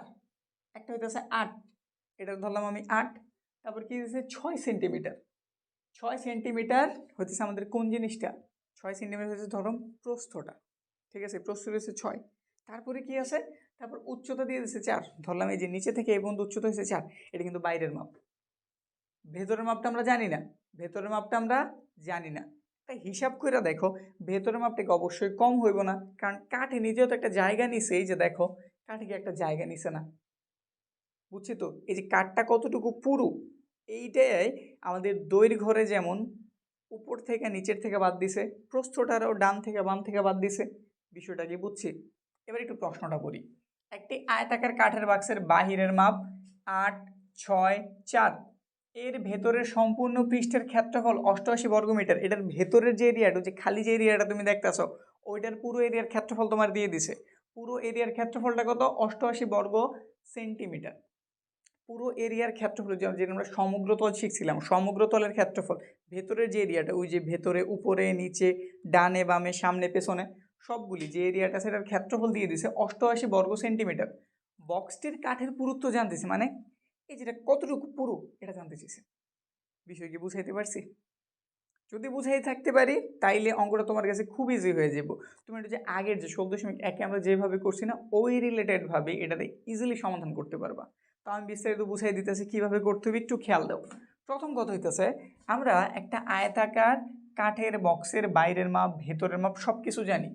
আমাদের কাঠের পুরুত্ব সব দিকে কি সেম সেম না? অবশ্যই সেম সেম। তো প্রথম কাজ আমরা একটু ধরি, আয়তাকার ঘনবস্তুর দৈর্ঘ্য এ 8 সেন্টিমিটার, প্রস্থ ভি সমান 6 সেন্টিমিটার, এবং কি দেওয়া আছে? উচ্চতা। এটার উচ্চতা ধরে নিলাম, এবং উচ্চতা সি সমান 4 সেন্টিমিটার। ধরি কাঠের পুরুত্ব, যেটা জানতে চেয়েছে, কাঠের পুরুত্ব মানে কাঠটা কতটুকু মোটা। এই যে কাঠটা সব দিক দিয়ে কি পরিমাণ মোটা, এই যেটা সব দিকে সেম মোটা, এই যে এই যে পরিমাণটা, এটা ধরে নিলাম এক্স। পুরুত্বটা কি ধরে নিলাম? পুরুত্ব ধরে নিলাম আমি এক্স সেন্টিমিটার। এখন কথা হইতাছে, আমি যদি ভেতরেরটা বের করতে চাই, আমি পুরুত্বটা জানি, আমি যদি এখন ভেতরেরটা বের করছি, মানে ভেতরের দৈর্ঘ্যটা বের করছি, আমার কি করতে হইব? দুই পাশ থেকে পুরুত্বটাকে বাদ দিতে হইব না? দূরত্বটা কি করতে হইব? বাদ দিতে হইব। যেমন আমি যদি 2Dর মাধ্যমেই বুঝাই, কাঠে যে কোনো একটা সাইড নিছি, এই যে এটা হচ্ছে আমাদের কাঠ, হ্যাঁ বুঝো, এটা হচ্ছে আমাদের কি কাট। আমি এ বরাবর দৈর্ঘ্যটা জানি, এ বরাবর দৈর্ঘ্যটা জানি 8, এ বরাবর দৈর্ঘ্যটা তারা কত দিয়ে দিয়েছে 8। আবার আমি কাঠের পুরুত্ব জানি এক্স এক্স। তাহলে যদি আমি ভেতরেরটার দৈর্ঘ্য মানে যে এইটুক এরিয়ার দৈর্ঘ্য বের করছি আমার কী করতে হইব, 8 থেকে এই এক্সটারে আর এই এক্সটারে কি বাদ দিতে হইব না? বা আলটিমেটলি আমি বলতে পারি দুই দিকের এক্স মানে 2x বাদ দিতে হইব না? তাহলে আমি কি ভেতরের দৈর্ঘ্যটা জানবো না? বিষয় কি বুঝছি? তো এখানে যদি আমি ভেতরেরটা বের করছি তুমি লিখতে আসি সুতরাং কাঠের ভেতরে, জাস্ট ভেতরের লিখে দিই, একবার তো লেখা হয়েছে আয়তাকার, তো শুধু লিখতেছি ভেতরের দৈর্ঘ্য 8 মাইনাসের 2x, 8 মাইনাসের কি 2x ধরে নিলাম, ঠিক আছে? ভেতরের দৈর্ঘ্য। আচ্ছা এখানে আমি আর এবি দিলাম না, এবি আমি এটার জন্য রিজার্ভ রাখলাম, কারণ এইখানে আমার সূত্র করা লাগবে, তো এবি আমি তার জন্য রেখে দিলাম। ভেতরের দৈর্ঘ্য দিলাম এ সমান এত, ভেতরের প্রস্থ বের করতেছি বি সমান কত 6 ছিল না, তো 6 থেকে দুই দিক থেকে বাদ যাবো, এই যে এত। এবার হচ্ছে আমাদের উচ্চতা এবং ভেতরের উচ্চতা, উচ্চতা সি সমান 4 থেকে বিয়োগ 2x। বুঝছি, তিনটা জিনিস লিখছি, কিন্তু আমাদের এখানে কি দেওয়া আছে, ক্ষেত্রফল, ভেতরের সম্পূর্ণ পৃষ্ঠের ক্ষেত্রফল। তো সম্পূর্ণ পৃষ্ঠের ক্ষেত্রফলের সূত্রটা আশা রাখি জানি, সূত্রটা লিখি, আমরা জানি আয়তাকার ঘনবস্তুর সম্পূর্ণ পৃষ্ঠের ক্ষেত্রফল, সম্পূর্ণ পৃষ্ঠের ক্ষেত্রফল। সূত্রটা কি ছিল, একদম সহজ, 2 ইন্টু এবি প্লাসের বিসি প্লাসের সিএ, এই ছিল না? এটা আমাদের সমগ্র পৃষ্ঠের ক্ষেত্রফল। আবার আমাদের এইটুকের মানই তারা দিয়েছে 88 বর্গমিটার। আমরা কিন্তু এইখান থেকে এবি বিসি সিএ এগুলোর মান কিন্তু জানি। তো একবারই কাজ করি, প্রশ্ন মতো লিখে একটা সমীকরণ রেডি করি, তারপরে সব কিছুর সমাধান একবারই করি, আমাদের এক্সের মান ওইখান থেকে বের হয়ে যাব। লিখলাম আমরা প্রশ্ন মতে 2 ইন্টু এবি প্লাসের বিসি প্লাসের সিএ লিখলাম। এটার মান কত দেওয়া, 88 বর্গমিটার। 2 এই পাশে গুণ, ওই পাশে গেলে কি হয়ে যাবে ভাগ, তো এবি প্লাসের বিসি প্লাসের সিএ 2 দিয়ে ভাগ দিয়ে দিলাম, এটা হয়ে গেল আমাদের 44। এখানে একটু আমি মান বসানোর কাজটা শুরু করে দিই। এর মানটা কত, এর মান আমরা জানছি এই যেটা 8 মাইনাসের 2x, বি এর মান কত জানছি 6 মাইনাসের 2x, একটু বড় হিসাব শুরু হইতে যেতেছে, খেয়াল দিয়ে, হ্যাঁ। বি এর মান 6 মাইনাসের 2x, সি এর মান কত 4 মাইনাসের 2x, সি এর মান কত 4 মাইনাসের 2x, এর মান কত 8 মাইনাসের 2x, এই পুরো জিনিসটা সমান 44। বিষয় কি বুঝছি? এখন সমীকরণটা একটু ইজি করি। ইজি কেমনে করা যায় দেখো, এখান থেকে চাইলে কিন্তু 2 কমন নেওয়া যায়, এখান থেকে চাইলে কত কমন নেওয়া যায় 2, কারণ আমি 8-এরও যেমন 2 ধারা ভাগ করতে পারি, আমি 2-এরও 2 ধারা কি করতে পারি ভাগ। তাহলে এখানে একটা 2 পাওয়া গেল, এটা হয়ে গেল কত, এটা হয়ে গেল 4, এটা হয়ে গেল x। আবার খেয়াল করো এটা থেকেও কিন্তু কত কমন নেওয়া যায় 2, 6-এর 2 ধারা ভাগ করলে 3 হয়ে যায়, 2-এর 2 ধারা ভাগ করলে 1 হয়ে যায়। তাহলে এখানে একটা 2 আছে, কত পাওয়া গেল 3 মাইনাসের x। এখন বিষয়টা হইতেছে কি, এটা সবাই তো গুণ আকারে আছে, 2 2 গুণ করলে কি 4 হয়ে যায় না? তো জিনিসটা যদি আমি একবারই করি কোনো ঝামেলা আছে? আমি একদম খুঁটিনাটি ছোটোখাটো বিষয় একদম ভাঙ্গা চুরে বুঝে, এই জন্য আমার সময় অনেক বেশি লাগে। তো এই বিষয়টা আমি একটু দেখাই নিলাম, আমি ডাইরেক্ট করতে পারতাম, তা একটু বুঝাই নিলাম। এই অঙ্কগুলি সাধারণত কিছুটা বড় হয়, তো এমন করতে গেলে আমার ক্লাসগুলো অনেক লেন্দি হয়ে যায়, বা আমার বোর্ডটাও তেমন একটা বড় না, ছোট, জায়গা ফিল আপ হয়ে যায়। তো এইখানে এই বিষয়টা একটু খেয়াল রেখো, আমরা এইটা না লিখে যদি একবারে এখানে 4 লেখা দিই, তাহলে বিষয়টা কি আরও ইজি হয় না? এখানেও 2 পাইছি, এখানেও 2 পাইছি, 2 দুগুণে আমি ডাইরেক্ট এখানে কত লিখে দিতে পারি 4 যদি লিখে দিই, তাহলে এখানে আমি কত কমন নিছি 4 কমন নিছি, আর বাকি সবগুলোর বেলায় সেম কাজ হইব। এখানে সব করা জোড় সংখ্যা, তো আমি যে 4 কমন নিছি, তাহলে এখানে এটা থেকেও 2 কমন গেছে, এটা থেকেও 2 কমন গেছে, কত হয়েছে এটা 3, আর এটা হচ্ছে x। এদের বেলায় এই বিষয়টা খেয়াল রাখি, আমি 4 কমন নিলাম মানে এর থেকে 2 কমন নিছি, এটা থেকে 2, এটার 2 দ্বারা ভাগ করলে কত হইব 3, আর এখানে হয়ে যাবে x। আচ্ছা বিষয়টাকে আমি বুঝাইতে পারছি না, এই 4 কেমনে হইলো, আমি এখান থেকে 2 কমন নিছি, এখান থেকে 2 কমন নিছি, 2 2 গুণ হয়ে কিন্তু 4 হয়েছে। এটার বেলা এখান থেকে আমি 2 কমন নিছি, এটা থেকে আমি 2 কমন নিছি, এটা মিলে 4 হয়েছে। এটা আমি 2 ধারা ভাগ করতেছি, 3 হইল, x হইল, এটা 2 হইল, এটা x হইল। এখান থেকে সেমভাবে 4, এখানে হয়ে যাব 2 মাইনাসের x, এটা হয়ে যাবে কত 4 মাইনাসের x, এই পাশে আছে 44। এখানেও 4, এখানেও 4, এখানেও 4, সব জায়গা থেকে আমি 4 কমন নিতেই পারি। 4 কমন নিলাম। এখন এখান থেকে কি থাকবো? এই যেটাই তো থাকবো, এটা গুণ করে দিই। আচ্ছা একটু পরেই করি, ডাইরেক্ট করতে আসলে আমার ভালো লাগে না, এই জন্য একটু ভেঙ্গেই করতেছি। 4 আমি কমন নিচ্ছি, তাহলে এখানে কত রইল? 3 মাইনাসের এক্স, 2 মাইনাসের এক্স, এখানটাতে কত রইল? 2 মাইনাসের এক্স, এখানে রইল 4 মাইনাসের এক্স, এখানে আছে 44। 4 এই পাশে গুণ আছে, ওই পাশে গেলে কী হয়ে যাবো? ভাগ। ওই পাশে গেলে কী হয়ে যাবো? ভাগ। আর এগুলোর একটু যদি গুণ করি, এগুলোর আমি একটু গুণ করতেছি, গুণ করার সময় এসে পড়ছে। 4 ওই পাশে চলে গেছে, এদের গুণ করতেছি। 3 4 কত হইল? 12। এটার গুণ করো, মাইনাসের 4 এক্স, একটু খেয়াল রেখে সাবধানে, প্লাসে মাইনাসে মাইনাস, মাইনাসের 3টা এক্স, মাইনাসে মাইনাসে প্লাস, হইল এক্স স্কোয়ার। এটুকের গুণ শেষ। এবার এটা 3 দ্বারা এটার গুণ করো, 3 দুগুণে 6, প্লাসে মাইনাসে মাইনাস 3 এক্স, এটা দ্বারা গুণ করো, প্লাসে মাইনাসে মাইনাস, কত হইল? 2 এক্স, মাইনাসে মাইনাসে প্লাস, এক্স এক্স গুণ করলে এক্স স্কোয়ার। এখানটাতে প্লাসে প্লাসে প্লাস, 4 দুগুণে কত হইল? 8, প্লাসে মাইনাসে মাইনাস, হইল কত? 2x, মাইনাস প্লাসে মাইনাসে মাইনাস 4x, মাইনাসে মাইনাসে প্লাস, এক্স এক্স গুণ করলাম এক্স স্কোয়ার। এখানে হয়ে গেছে 11। কেমনে হইল? আচ্ছা দেখাই নেই। 4 ভাগ করছি, এখানে ছিল আমাদের, সরি আরে, এখানে আমাদের 44, সেই পাশে গুণ ছিল 4, এই পাশে কি হয়ে গেছে? ভাগ। কেটে দিছে, কত হয়েছে? 11। এই যে সেটুকু খুব দরকার, এটুকু বুঝছি না, এটুকু মুছে দিই, এটুকু মুছে দিয়ে নিচে লিখে দিলাম। খেয়াল রেখো, পৃষ্ঠতলের ক্ষেত্রফলের সূত্র কি? 2 ইন্টু এ বি প্লাসের বিসি প্লাসের সি এ, বুঝে নিও, এটুকু আমরা ইউজ করি। এবার দেখি তো এক্স স্কোয়ার কয়টা আছে? 1টা 2টা 3টা, 3x স্কোয়ার। এবার এক্স কয়টা আছে? 4টা, এখানে মাইনাসের 3টা 7টা হইলো, মাইনাসের আরও 3টা 10টা হইলো, 10টা 2টা 12টা হইলো, 12টা 14টা হইলো, 14টার 4টা কয়টা হইলো? 18টা হইলো নাকি? ঠিকঠাক আছে, একটু চেক দিয়ে দেখি আবার। 4টা 3টা 7টা, 7টা 3টা 10টা, 11 12 13 14 15 16 17 18, হ্যাঁ ঠিক আছে, মাইনাসের 18টা এক্স। এবার সংখ্যা কয়টা আছে? 12, 6, 18 হইল, এখানে আবার 8 পাইছি, আর কেউ কি আছে? না আর নাই। 18 19 20 21 22 23 24 25 26, তো এখানে আমরা পেয়েছি 26। এবার ওইখানে প্লাসের এলিভেন ছিল, এই পাশে লিখে হয়ে যাবো মাইনাসের, ওই পাশে 0। তারপরে 3x স্কোয়ার মাইনাসের 18x, এখান থেকে যদি আমি 11 বিয়োগ করি কত পাওয়া যাব? প্লাসের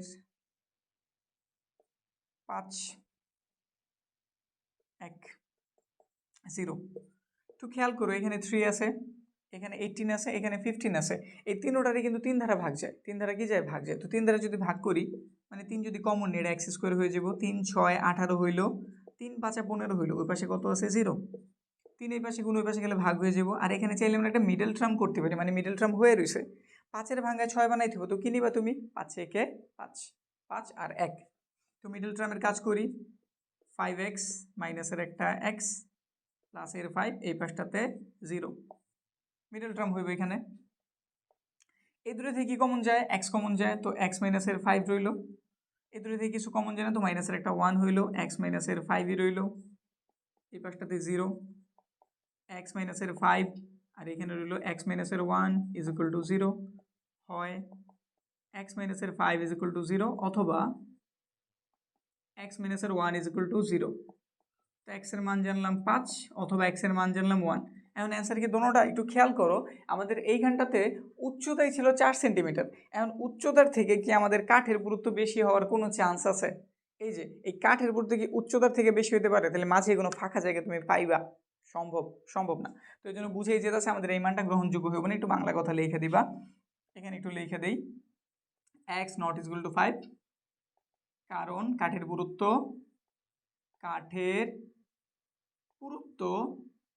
উচ্চতা অপেক্ষা বড় হতে পারে না, উচ্চতা অপেক্ষা বড় হতে পারে না, শেষ। তাহলে অ্যান্সার কোনটা? এই যেটা। কত? আমরা এই বক্সের কাঠের পুরুত্ব কত জানছি? 1 সেন্টিমিটার। 1 সেন্টিমিটার, বুঝতে পারছি, 1 সেন্টিমিটার। কাজ শেষ।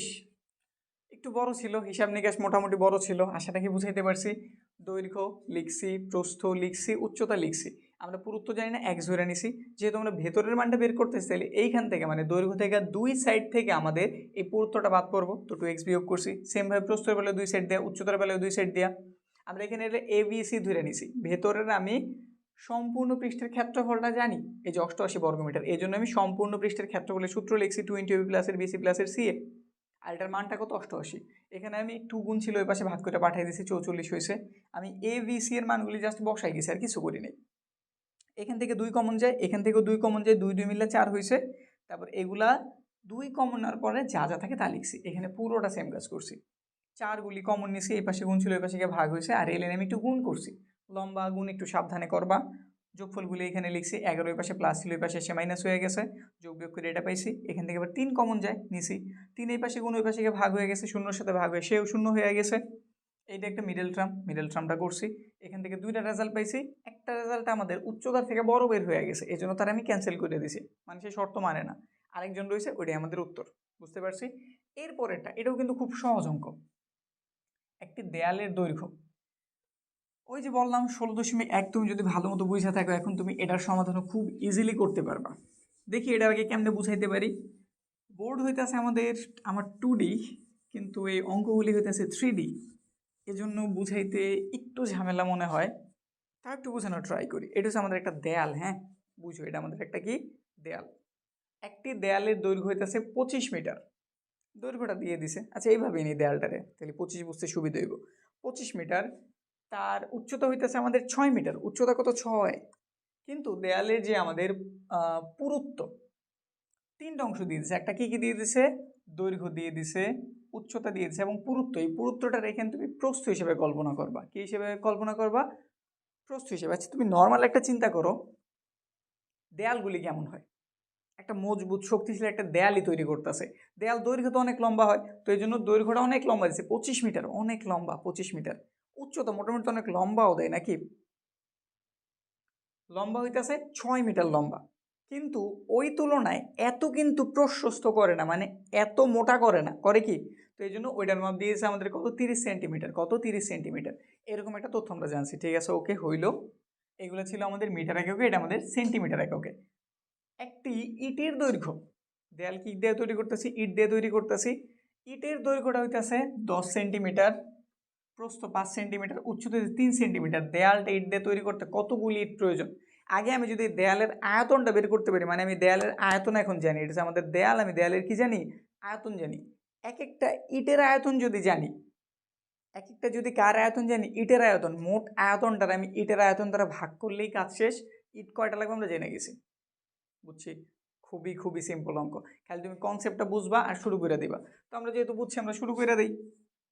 লিখতেছি দেয়ালের কি কি দেওয়া আছে। দেওয়া আছে, একটু তুলে নিতে পারো। দেওয়া আছে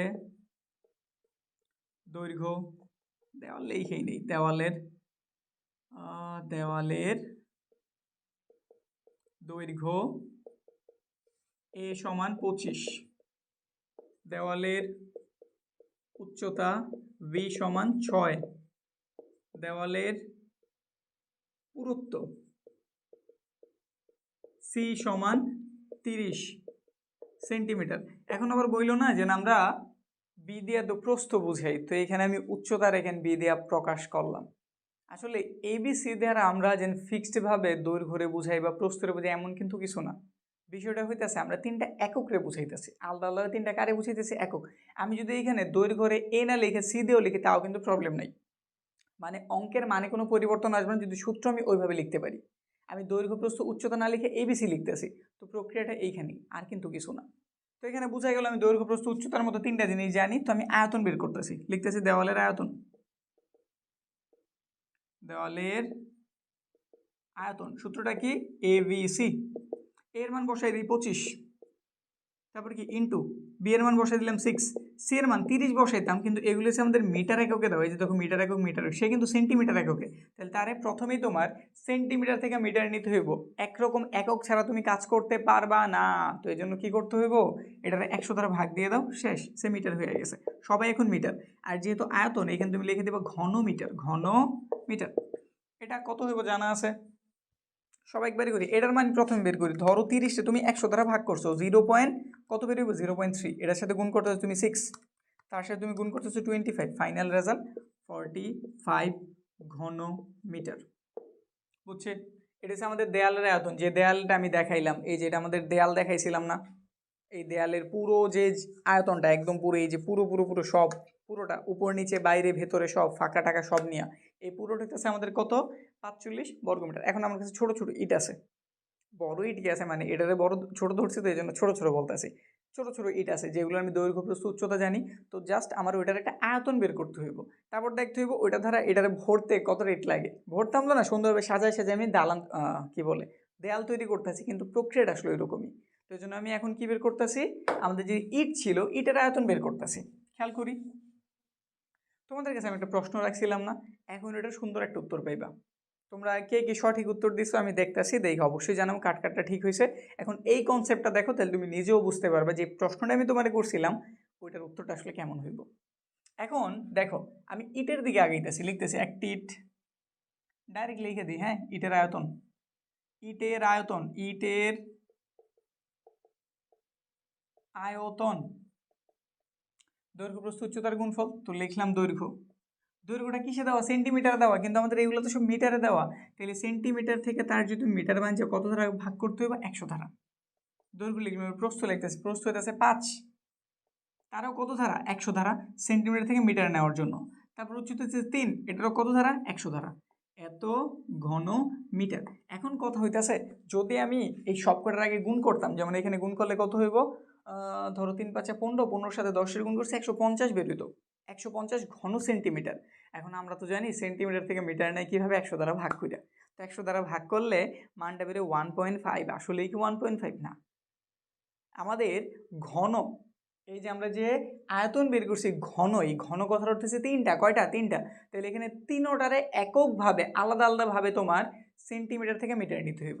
যেমন এইখানটাতে তাকাও, তুমি আলাদাভাবে দৈর্ঘ্য 100 দ্বারা ভাগ করছো, প্রস্থটা আলাদাভাবে ভাগ করছো, উচ্চতার আলাদাভাবে ভাগ করছো, তাহলে এখানে 100 কয়টা? তিনটা। কিন্তু আর তিনটা 100 একসাথে গুণ করলে কিন্তু 300 হয় না, খুব বড় একটা সংখ্যা। সংখ্যাটা হচ্ছে এই যে 1 2 3 4 5 6। প্রক্রিয়াটা কি বুঝছি? তো যদি আমি ঘন মানে তিনটা জিনিসকে সেন্টিমিটার থেকে মিটার নিতে চাইলে আমার এত বড় সংখ্যা দ্বারা ভাগ করা লাগে। আর তোমাদের আমি যে প্রশ্নটা রাখছিলাম ওটা কিন্তু ক্ষেত্রফল ছিল, তাহলে ওটাতে কয়টা রাশি ছিল? দুইটা, দৈর্ঘ্য প্রস্থ। দৈর্ঘ্যের জন্য একটা 100, প্রস্থের জন্য আরেকটা 100। তাহলে তোমাদেরটার অ্যান্সার ছিল কয়টা শূন্য? 4টা শূন্য, ব্যাস। আর এইভাবে করলে ওগুলার দরকার নাই। বুঝছি অ্যান্সার কি পাইছি? এবার কে কে পারছিল আমি দেখতেছি, কমেন্টে কে কে অ্যান্সার করছো তারটা আমি দেখে আসতেছি। এখন এটার সমাধান আগে করি, ক্যালকুলেটার হেল্প নেই, একটু বড় না আসলে ছোট একটা, বেশি ছোট একটা নাম্বার বেরোইব।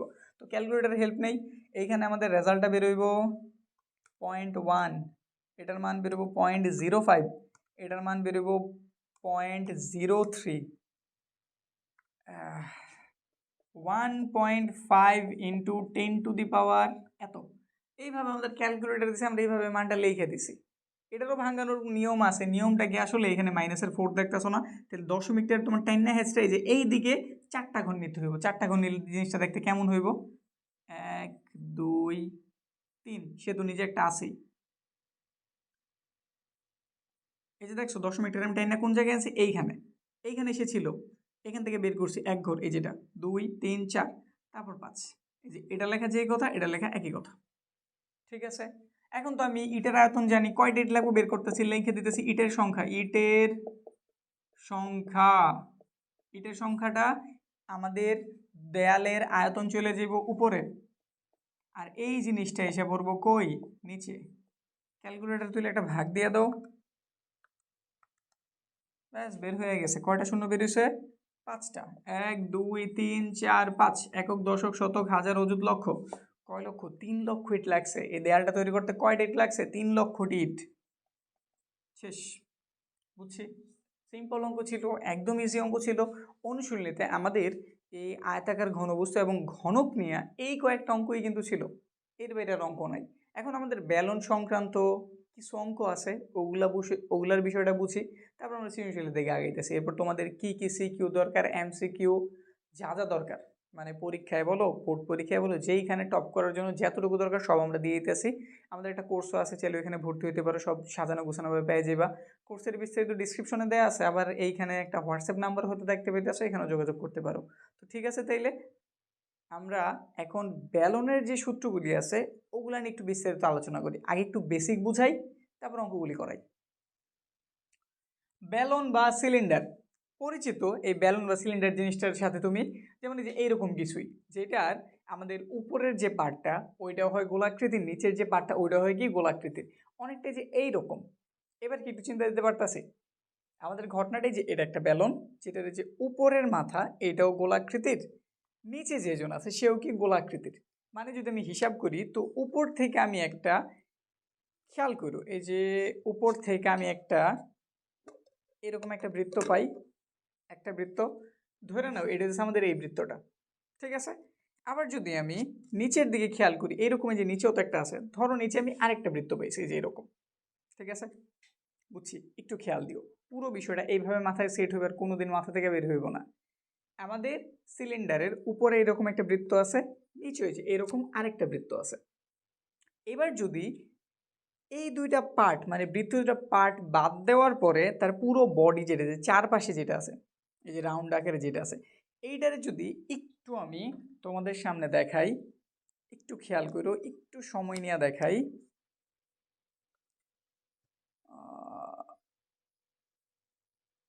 ব্যাস, ব্যাপারটা কি যে এইরকম কিছু হয় না,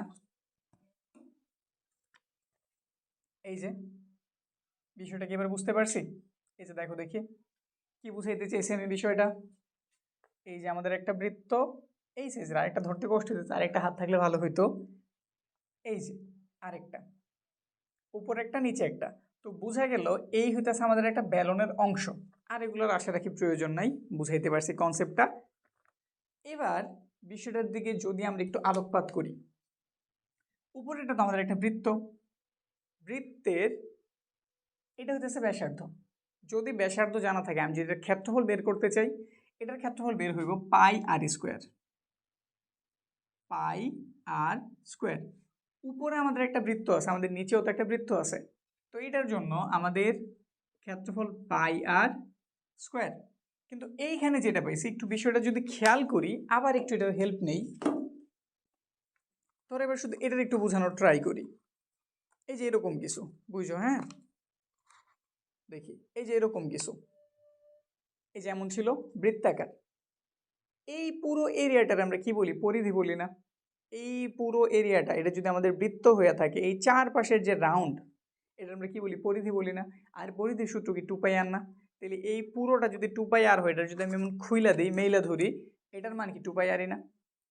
এই যে এইখান থেকে এই পর্যন্ত যে এরিয়াটা, এটা হইতেছে আমাদের 2 পাই আর, 2 পাই আর। আর যদি আমি ধইরা নেই এটা কতটুকু উঁচু, এই যে যে এরিয়াটা দেখাইছিলাম এটা কতটুকু উঁচু, এটা হইতেছে আমাদের এই যে এইটুকু উঁচু, এটা আমরা এইচ ধরে নিছি, এটা আমরা কি ধরে নিছি? এইচ। তো বিষয়টা একটু খেয়াল করো, দেখতে এটা কি একটা আয়তাকার বস্তু মনে হইতেছে না? হ্যাঁ, আয়তাকার বস্তুই।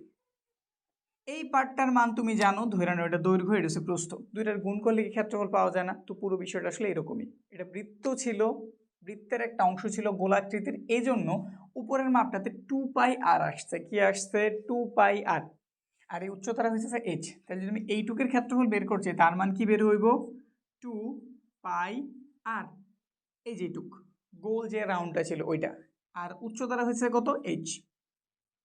ব্যাস, আমাদের তিনটা জিনিসের ক্ষেত্রফল পাওয়া গেছে। উপরের একটা বৃত্ত, নিচের একটা বৃত্ত, মানে যেটার ক্ষেত্রফল, এটার ক্ষেত্রফল, আর মাঝের যে বডিটা ছিল চারদিকে, ওটার ক্ষেত্রফল কত জানছি? 2 পাই আর এইচ। তাহলে যদি আমি পুরোটার মানে বলতে পারি, যেটা আমি সমগ্র তল যদি বলি, সমগ্র তলের ক্ষেত্রফলের সূত্র কি লিখতেছে এখানটাতে? ব্যালনের বা সিলিন্ডারের, ব্যালনের সমগ্র তলের ক্ষেত্রফল, ক্ষেত্রফল একটু ভাঙ্গে লিখি, ভাঙ্গে লিখতেছি কেন? যাতে দীর্ঘ সময় তোমার মাথায় থাকে বিষয়টা কিভাবে আসছে, এর তুমি যদি ভিজুয়ালাইজ করতে পারো। ঠিক আছে, আমরা মূলত তিনটা জিনিস জানছি, এটা এটা এটা, তাহলে তিনটা একটু যোগ করি। পাই আর স্কোয়ার একটা, পাই আর স্কোয়ার আরেকটা, তাহলে কয়টা হইলো? 2 পাই আর স্কোয়ার। আর এইখানটাতে এই এটার ক্ষেত্রফল কত জানছি? 2 পাই আর এইচ, 2 2πr/h। দেখো এখান থেকে চাইলেই কিন্তু আমি 2πr কমন নিতে পারি, তো 2π এবং r কমন নিলাম, এখানে r² থেকে একটা আর রয়ে গেল, 2πr চলে গেছে, একটা h রয়ে গেল। তো এই যে দেখো আমাদের ফাইনাল সূত্রটা, তুমি শুধু এই যে এইটারে মনে রাখবা, হ্যাঁ, 2πr ইন্টু r প্লাস এর h, এটা হইতেছে আমাদের ব্যালনের বা সিলিন্ডারের সমগ্র তলের ক্ষেত্রফল, মানে যত এরিয়া আছে সবগুলির ক্ষেত্রফল, মানে ফাইনাল ক্ষেত্রফল হচ্ছে যেটা, বুঝতে কি পারছি? এবার এখানে আরেকটা প্রশ্ন থাকতে পারে, শুধুমাত্র আমাদের পৃষ্ঠতলের বক্রতার এই যে শুধু এইটুকু, এটা আমরা বক্রতল বলি, এই যে এইটুকু এরিয়া, বৃত্তের কথা না, এই যে এইটুক যে এরিয়া দেখতেছি না, এই যে আয়তাকার যে অংশটা দেখতেছি, এটার আমরা বলি বক্রতলের ক্ষেত্রফলে, এটার মানও জানতে চেতে পারে পরীক্ষা, এটার মানও জানতে চেতে পারে। তো আমি এটাও লিখে দিতেছি বক্রতলের ক্ষেত্রফল, যেটা অলরেডি যাই না গেছো, তা একটু লিখে দিতেছি, বক্রতলের ক্ষেত্রফল কি সূত্র? পাই 2πr/h, 2πr/h, বুঝতে পারছি? আর ক্ষেত্রফল যেহেতু বর্গ হইব, এই বিষয়টা তোমরা জানো, তোমরা ক্ষেত্রফল রিলেটেড বিষয়টা জানলাম। এবার যদি আয়তন জানতে চাই, ধরো আমাদের এটার কি জানতে চেয়েছে, আয়তন। আচ্ছা সহজ কথা, এটা আমাদের একটা বৃত্ত না, বৃত্তের এই ক্ষেত্রফলের মান আমরা কি জানি, πr², না কি জানি, πr²। এখানে আবার অতিরিক্ত একটা কি আছে, এইচ আছে না, মানে উচ্চতার সাথে যদি অ্যাড করি, এখানে অতিরিক্ত একটা কি আছে আমাদের, এই যে এইচ আছে, যে এটা দিয়ে বুঝাই দেই, এই যে এইচ আছে না এখানে একটা। আয়তনের জন্য ক্ষেত্রফল জানছি, ক্ষেত্রফলের সাথে আমি আরেকটা যে বাহুর একক আছে আমাদের, দৈর্ঘ্য প্রস্থ উচ্চতা, এই তিনটাই তো আমরা হিসাব করি, ক্ষেত্রফল মানে দুইটা হয়ে গেছে, আরেকটার দরকার, ওই আরেকটা হচ্ছে আমাদের উচ্চতা, তিনটার গুণ করলে কি আয়তন পাওয়া যায় না? মানে বুঝে যেতেছে বিষয়টা, আমরা যেভাবে চতুর্ভুজ সংক্রান্ত জিনিসগুলি কইরে আসছি, ওইভাবেই তুমি এটা চিন্তা করতে পারবা। ক্ষেত্রফল আমি জানি, ক্ষেত্রফলের সাথে আমি উচ্চতারে মানে আরেকটা একক করে গুণ করলে কি এসে পড়ে, আয়তন এসে পড়ে না? তো সহজ সূত্র, আমাদের বৃত্তজ্ঞান লিখি, ব্যালনের আয়তন ক্ষেত্রফল কি, πr², তার সাথে h এর গুণ করে দাও, কাজ হয়ে গেছে, ব্যাস, πr²h। কয়টা সূত্র বের করলাম? মূলত মাত্র তিনটা। ব্যালনের সমগ্র তলের ক্ষেত্রফল 2πr ইন্টু r প্লাস এর h, বক্রতলের ক্ষেত্রফল শুধুমাত্র বক্রতল, সমগ্র বললে পুরো এরিয়া, আর বক্রতল বললে শুধুমাত্র এইটুকু, এটা একটু খেয়াল রেখো বিশেষভাবে, হ্যাঁ, কখন কোনটা বলতেছে। সমগ্রতল বললে সূত্র কিন্তু আরেকটা, শুধুমাত্র যদি আমাদের বক্রতল বলে তাহলে কিন্তু শুধুমাত্র এটা, বুঝছি? এই বিষয়টি একটু মাথায় রেখো। বক্রতলের ক্ষেত্রফল 2πr ইন্টু h, ব্যালনের আয়তন πr² ইন্টু h, বুঝছি? এই কয়েকটা জিনিস জানলেই এই অধ্যায়ে ব্যালন নিয়ে তোমার আর কোনো ঝামেলা দিব না, কোনো প্যারা দিব না, অঙ্কগুলো খুব ইজিলি সমাধান হয়ে যাব, জাস্ট তুমি খালি সূত্র প্রয়োগ করবা, কাজ হতে থাকবো। তো কয়েকটা আমাদের এই অনুশীলনীতে এই রিলেটেড অঙ্ক আছে, ওগুলো আগে দেখাই দিই, তারপর আরেকটা গুরুত্বপূর্ণ অংশ আছে, ওটা নিয়ে একটু পরে কথা বলতেছি। প্রশ্নে কি বলে দিছে, 12 সেন্টিমিটার উচ্চতা বিশিষ্ট, তাহলে উচ্চতা দিয়ে দিছে, একটি ব্যালনের ভূমির ব্যাসার্ধ 5 সেন্টিমিটার, তো আমাদের এইচ এর মানও দিয়ে দিছে, আর এর মানও দিয়েছে, জানতে চেয়েছে কার কার মান, এর পৃষ্ঠতলের ক্ষেত্রফল, পৃষ্ঠতল মানে কিন্তু সমগ্র পৃষ্ঠ, আর যদি বক্র কথাটা থাকে সেই ক্ষেত্রে কিন্তু আলাদা কিছু, ঠিক আছে? তো এখানে পৃষ্ঠতল মানে আমরা যেই সূত্রটা জানছিলাম 2πr ইন্টু r প্লাস এর h, ওইটা, এবং এর আয়তন জানতেছে, আয়তনের সূত্র কি জানছি, πr² ইন্টু h। তো এগুলো অ্যাপ্লাই করলে কাজ শেষ। কিভাবে করবা? প্রথমে আগে যা দেওয়া আছে তা একটু তুলে নাও, দেওয়া আছে, তারা কি কি দিয়ে দিছে, উচ্চতা দিয়ে দিছে, তো লিখলাম উচ্চতা, h দ্বারা প্রকাশ করে, তো h এর মান কত, h এর মান তারা দিয়ে দিছে 12 সেন্টিমিটার। এখানে তারা কি দিয়ে দিছে, ভূমির দৈর্ঘ্য, ভূমির ব্যাসার্ধ, ভূমি কিন্তু যে নিচের যে তলটা বুঝাইছিলাম, একটা ব্যালন বুঝাইছিলাম না, নিচের যে তলটা ওইটা হচ্ছে কিন্তু ভূমি, ভূমিটা কেমন, বৃত্তাকার, তো এই জন্য এটার ব্যাসার্ধ হইতেছে 5, তো লিখতেছি ব্যাসার্ধ r = 5 সেন্টিমিটার। এর পৃষ্ঠতলের ক্ষেত্রফল তো লিখতেছি, সুতরাং ব্যালনের পৃষ্ঠতলের ক্ষেত্রফল 2πr ইন্টু r প্লাস এর h, ক্ষেত্রফল কথা যেহেতু আছে এখানে অবশ্যই কি লিখতে হবে, বর্গ, এককটা কিসে, সেন্টিমিটার, 3.1416, আর এর মান কত, আর এর মান এখানটাতে জানি আমরা 5, আর এর মান 5, এইচ এর মান কত 12। এবার একটু ক্যালকুলেট করবা, তাইলে আমাদের কাজ কিন্তু কমপ্লিট। তো একটু ক্যালকুলেট করে দেখি রেজাল্ট কত হয়। 2 × 3.1416 ইন্টু আছে 5, তার সাথে ইন্টু আকারে আছে 5 যোগ 12, একটু ব্রেকেট ইউজ করো যেটুকে।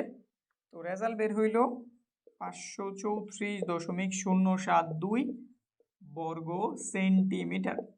শেষ। তারপর কি বলছে, আয়তন বলছে, তো সেম ভাবে বলি বেলনের আয়তন সূত্রটা পাই আর স্কোয়ার তার সাথে এইচ গুণ আয়তন থাকলে একক কি হয়, ঘন সেন্টিমিটার। পায়ের মান 3.1416, আর এর মান 5, তার উপরে স্কোয়ার, এইচ এর মান কত, এইচ এর মান 12। ক্যালকুলেট করি 3.1416 ইন্টু আমাদের মান বসাই নাই, আর এর মান 5 ইন্টু 5 স্কোয়ার ইন্টু 12, এটা বেরিয়েছে 942.48 ঘন সেন্টিমিটার। সেটা হয়ে গেছে, কিন্তু একদম সিম্পল অঙ্ক ছিল, মানে আমাদের সব কিছুর মান টান যাবতীয় সব কিছু দিয়ে দিছে, শুধু আমাদের কাছে ক্ষেত্রফল জানতে চেয়েছে, ক্ষেত্রফলের সূত্রটা করছি, মান বসেছি, কাজ হয়ে গেছে। আয়তন জানতে চেয়েছে, সূত্র করছি, মান বসেছি, কাজ শেষ। এরপরেরটা দেখি, এরপরেরটাতে কি দিয়ে দিছে। এরপরেরটা একটু গুরুত্বপূর্ণ অঙ্ক, ইজি অঙ্ক। এই ব্যালন সংক্রান্ত অঙ্কগুলি আসলে তেমন জটিল না, খুব ইজি।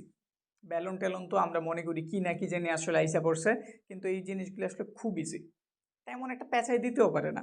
এখানে দেখো কি বলছে, একটি ব্যালনের বক্রতলের ক্ষেত্রফল, এই যে একটা গুরুত্বপূর্ণ লাইন। হ্যাঁ, এই জিনিসটার দিকে তুমি যদি খেয়াল না করো তোমার অঙ্কে ভুল হয়ে যাবে, সিম্পল অঙ্কটাই ভুল হয়ে যাবে।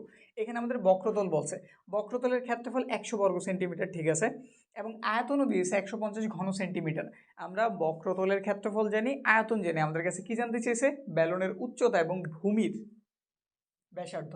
উপরেরটা যেমন আমাদের উচ্চতা এবং ব্যাসার্ধ দিয়ে দিছিল, ক্ষেত্রফলের আয়তন জানতে চেয়েছে, এখানকার উল্টাটা, এখানে আমাদের কাছে ক্ষেত্রফল দিয়ে দিছে এবং আয়তন দিয়েছে, বের করো ব্যালনের উচ্চতা এইচ এর মান কত আর ভূমির ব্যাসার্ধ আর এর মানটা কত। তো একটু ধরে নেই, ধরি যেগুলো আমরা বের করতে চাই। তো লিখতেছি ব্যালনের উচ্চতা, ধরে নিলাম এইচ, ব্যালনের ব্যাসার্ধ, ব্যালনের তলের আসলে ব্যাসার্ধ, তো জাস্ট এটা দিয়ে বুঝাই নিলাম যে আমরা ব্যাসার্ধটা দিয়ে বুঝাইতেছি। এত এককগুলি কিসে দাও, সেন্টিমিটার, তো এখানে সেন্টিমিটার লেখা রাখি, ঠিক আছে। এবার কি কি দেওয়া আছে, আমরা ব্যালনের বক্রতলের ক্ষেত্রফলের সূত্র জানি তো লিখি ব্যালনের বক্রতলের ক্ষেত্রফল দেখছো তুমি, সূত্র লিখে দিলা 2 πr r প্লাস এর এইচ, আর তুমি কাটা খাইলা, বুঝছি। ক্ষেত্রফল দুইটা বলছিলামই, এই জিনিসটা খেয়াল রাখতে হবে, একটা হচ্ছে আমাদের পৃষ্ঠতল বা সমগ্রতল, যেটা সূত্র দিতেছে মূলত এটা, কিন্তু এখানে আমাদের কিন্তু বক্রতল বলছে, তো বক্রতলের সূত্র কিন্তু এটা না, বক্রতলের সূত্র কি 2 πr এর সাথে একটা এইচ গুণ, 2 πr এইচ, বুঝছি, বিষয়টা একটু খেয়াল রাখো। তারপরে ব্যালনের বক্রতলের ক্ষেত্রফল এটা জানছি, তারপরে কি দেওয়া আছে, আয়তনও তো দেওয়া আছে, তো এটাও লিখি ব্যালনের আয়তন। আয়তনের সূত্র কি, আয়তনের সূত্র হয়ে যাচ্ছে পাই আর স্কোয়ারের এইচ। এবার একটু লিখি প্রশ্ন মতে আমরা একটু সমীকরণ রেডি করতে চাইতেছি, এখানে 2 πr h, আমাদের এই ক্ষেত্রফলটার মান কিন্তু তারা দিয়ে দিচ্ছে 100, এটা দিয়ে দিলাম 1 নম্বর সমীকরণ। তারপরে এই যে আয়তন পাই আর স্কোয়ারের এইচ, এটার মান আবার তারা দিয়ে দিচ্ছে কত, 150। এই যে আমরা দুটো সমীকরণ রেডি করছি, এখান থেকে আমরা একবার আর এর মান উদ্ধার করবো আর একবার এইচ এর মান উদ্ধার করবো। এট এ টাইম আমরা আর বা এইচ দোনোটার মান একবারে বের করতে পারবো না, যে কোনো একটা একটা করে বের করতে হইব। তো একটু তাকাই দেখি, দেখো এখানটাতে আমাদের এইচ এর সেম আছে, যদি আমি 2 নংরে বা 1 নংরে 2 নং ধারা ভাগ দিয়ে যে কোনো একটা ভাগ করলেই হয়েছে, এইচটা বাদ হয়ে যাবো, তখনই আমরা আর এর মানটা খুব ইজিলি উদ্ধার করতে পারবো, যে কোনো আরেকটা সমীকরণ এনে বসাই দেবো, এইচ এর মান উদ্ধার হয়ে যাবো। তো কাজ কি, তুমি একটা সমীকরণ আরেকটা ধারা ভাগ করো, তো আমি 2 নংরে 1 নং ধারা ভাগ করতেছি, কারণ 2 নংয়ের মানটা আমি বড় দেখতেছি, এজন্য। তুমি যদি 1 নং 2 ধারা ভাগ করো কোনো প্রবলেম নেই, সেম রেজাল্ট বেরোইব। 2 নং 1 নং ধারা ভাগ করে, তো একটু ভাগ করি, এটার উপরে লিখতেছি পাই আর স্কোয়ার এইচ, উপরে পাঠিয়ে দিলাম, আর 2 πr h তার নিচে রেখে দিলাম, এটার মানের উপরে লিখে দিলাম 150, এখানে লিখে দিলাম 100। তো হিসাব নিকাশ করি, আমাদের পাই কাটা এইচ কাটা, এই আর ডে আর রেখে আসছে, উপরে একটা আর রইলো, তো এখানে পেয়েছি আমি r/2। এখানে কাটাকাটি করলে 50 দিয়ে কাটলে এটা 3 বার যায়, এটা যায় 2 বার, তাহলে উপরে পেয়েছি 3, এখানে পেয়েছি 2। আর এবার ক্রস গুণন করছি, বা অন্য একটা কাজ করি, এটা এই পাশে ভাগ আছে, ওই পাশে গেলে গুণ হয়ে যাব, তো গুণ করে ওই পাশে পাঠাই দিই। 3 2 × 2, উপরে 2 নিচে 2 কাটা, আর এর মান যাই না গেছি 3। সিম্পল হিসাব না? এই পাশে ভাগ ছিল, ওই পাশে গুণ করে পাঠিয়ে দিয়েছে, আর এর মান 3 চেয়ে না গেছি। এবার এই মানটা 1 নং সমীকরণে বসায় দাও, বা 2 নং এ বসাইতে পারো, তোমার ইচ্ছা। আমি 1 নং এ বসাবো। তো আমরা 1 নং সমীকরণে আর এর মান বসিয়ে,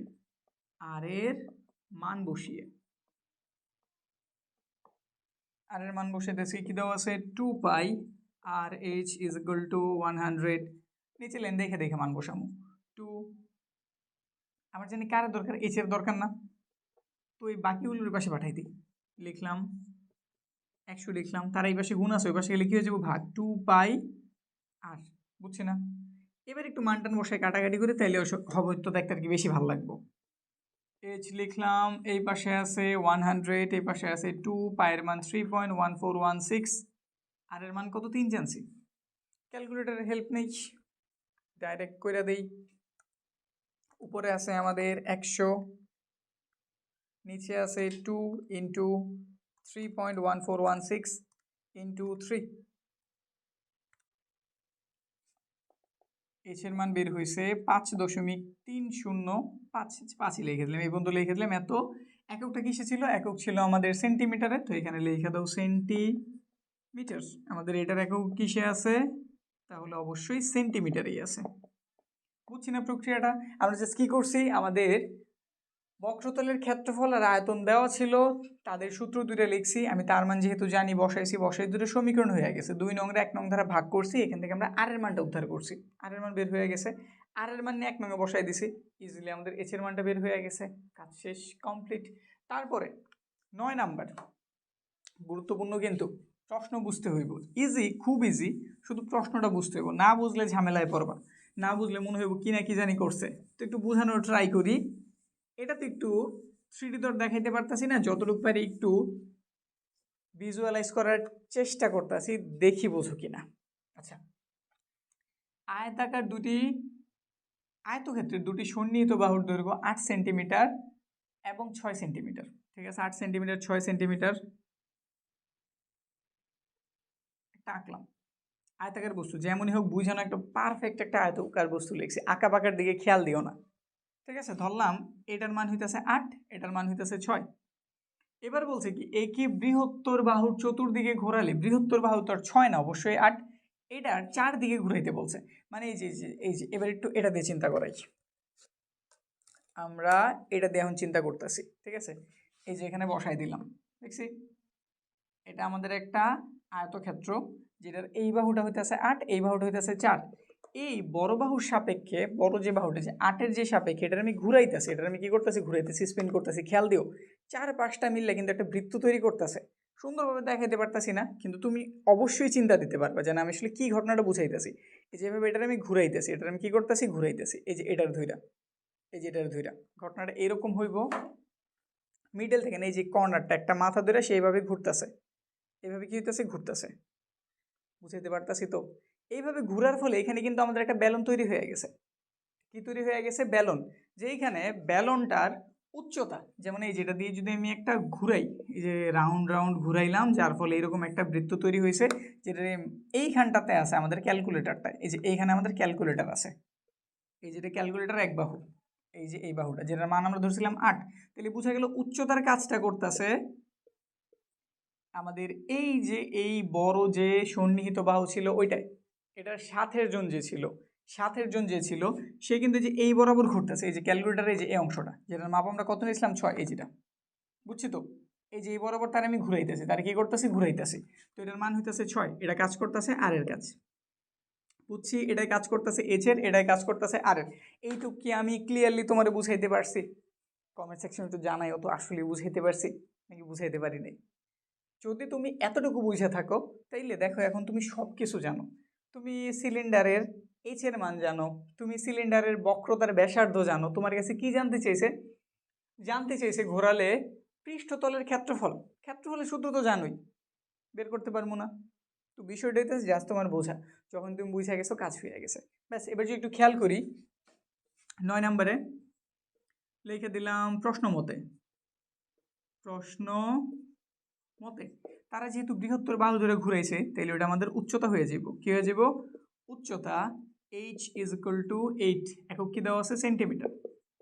এবং ব্যাসার্ধ আর ইজ ইকুয়াল টু কত? 6 সেন্টিমিটার। 6 সেন্টিমিটার। কি জানতে চেয়েছে তোমার কাছে? পৃষ্ঠতলের ক্ষেত্রফল। পৃষ্ঠতলের ক্ষেত্রফলের সূত্র কি? পৃষ্ঠতলের ক্ষেত্রফলের সূত্র কি? 2 পাই আর প্লাস এর h। ক্ষেত্রফলের জন্য বর্গ সেন্টিমিটার। শুধু মান বসাইবা, গুণ ভাগ করবা, তোমার কাজ শেষ। অবশ্য ভাগ নাই, যোগ আর গুণ আছে। আর এর মান কত? আর এর মান জানছি আমরা 6। আর h এর মান কত জানছি? h এর মান জানছি 8। 6 8। ব্যাস, এবার একটু ক্যালকুলেট করো, অ্যান্সার বের হয়ে যাব। এরপর যদি ধরো এটার আয়তন জানতে চাইতো, কি জানতে চাইতো? আয়তন। তুমি আর এর মান আর h এর মান জানছো, এখন তুমি সব বের করতে পারো। পাই আর স্কোয়ার h, শুধু মান বসাই দিবা। যদি তোমার কাছে বক্রতারটা জানতে চাইতো, বক্রতার ক্ষেত্রফল, তাহলে তুমি কি করতা? 2 পাই আর h বসাই দিতা। বুঝছি, মানে তুমি যখন আর এর h এর মান জানো, তুমি তো সব কিছুই জানো। এখন যেটা বলবো এটা শুধু বের করে দিবা। সূত্র তুমি মুখস্থ করছো, এই সূত্র মাত্র কয়টা জানছো? 3টা না? অ্যাপ্লাই করছো, কাজ শেষ। বুঝছি। ব্যালন তো শিখলাম নাকি? এখন ব্যালন যেহেতু জানছি, ব্যালনের পরে সবচেয়ে গুরুত্বপূর্ণ যে কনসেপ্ট, এগুলোও গুরুত্বপূর্ণ, কিন্তু এখন যে টপিকটার কথা বলবো এটা সবচেয়ে বেশি আসে। এটা হচ্ছে আমাদের ফাঁপা নল। ফাঁপা নল কেমন? আচ্ছা, আমরা পাইপ সবাই চিনি তো নাকি? পাইপ চিনি না?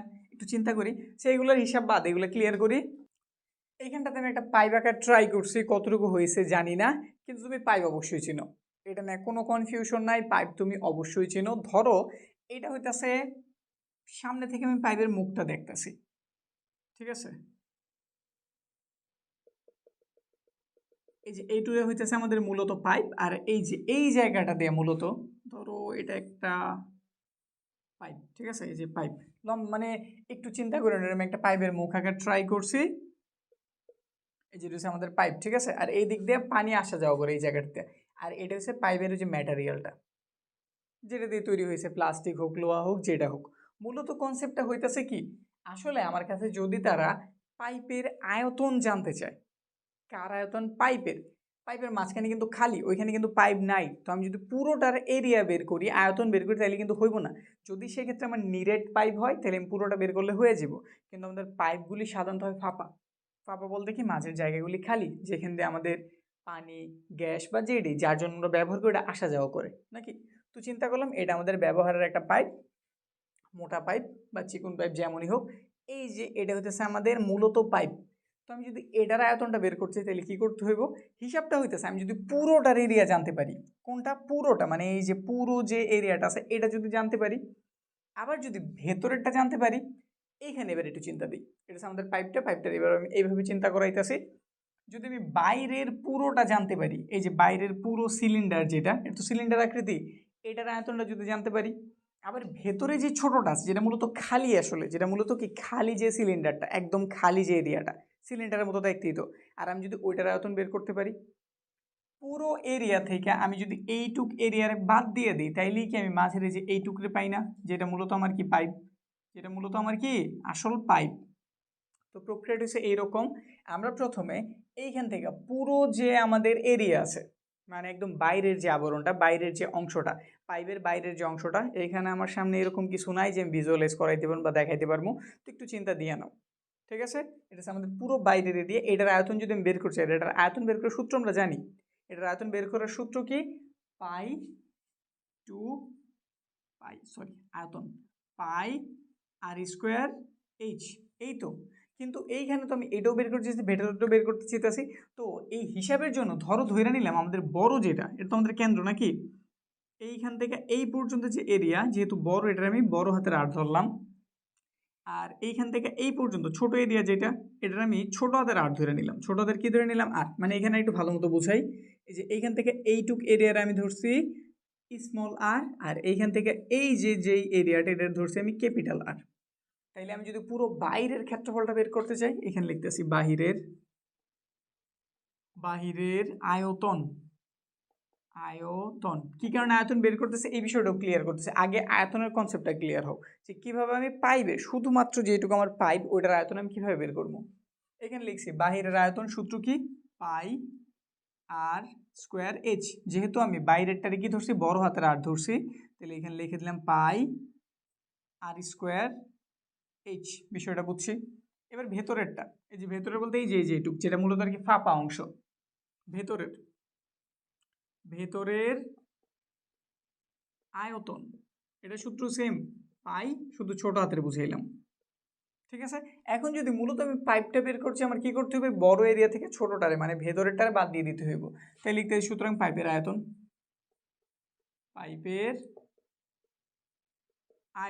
কি করতে হবে আমাদের, বড়টা থেকে পাই আর স্কোয়ার এইচ থেকে আমাদের পাই আর স্কোয়ার এইচ এর কি করতে হবে, বিয়োগ। তাইলেই কিন্তু আমি শুধুমাত্র আমার যে এরিয়াটা পাইপের মানে পাইপের যে আয়তন, মূলত পাইপ আসলে যেটা, এটার আয়তনটা বের করতে পারবো।